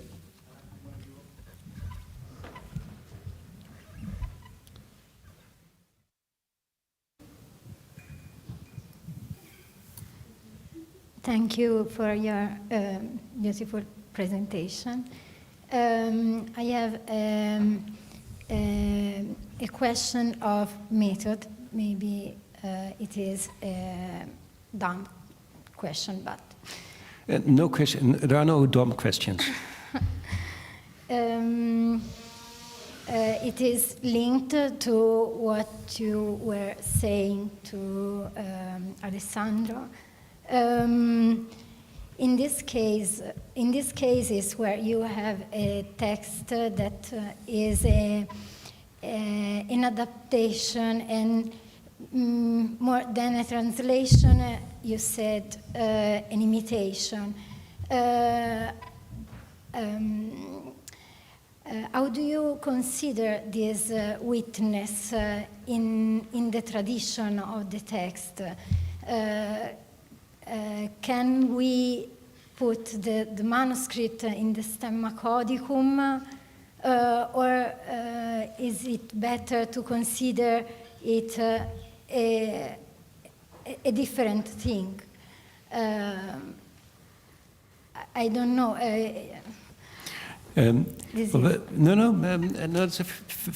not a dumb question. It's a very good question. It's very difficult. I mean, for this particular version of Kalila Dimna, we have only one manuscript, so so we can't have a stemma codicum. But if you look, for instance, at the translation produced at the behest of Evgenius of Palermo, for which we have, I think, about 40 manuscripts, so quite popular for the Middle Ages. What we see is that that the scribes deal so freely with the text that at best you can distinguish recensiones, but you can't draw up a stemma codicum. I'm currently preparing an edition of the prologues of Stephanitis Ignilatis, because we know that that was done for Evgenius, and it's mind-baffling. It's very difficult to get this right. So the thing you can do is say, say we have here 6 manuscripts and they are very close. They probably, and that's a recension or redaction. But then if you go to the next group of manuscripts, they differ so strongly on a lexical level that is that you can't draw up a stemma codicum. That's what's called an open text tradition. So you have closed text traditions, so canonical texts such as, say, Plato or Homer or the Bible or church fathers have a closed text tradition, but there are also texts that have an open text tradition in which scribes can do whatever they want to do. They can alter the text, they can omit things, they can add things, and that's exactly what they did with this kind of literature. Entertainment literature has an open text literature. Thank you. Yeah, this manuscript gives inspiration for many questions, but it seems that it's over. Thank you very much to all the relators and participants. Ora il pomeriggio è finito. Now the afternoon is over. We will resume tomorrow morning at 9 with the new lectures. Thank you, everyone, and have a good evening.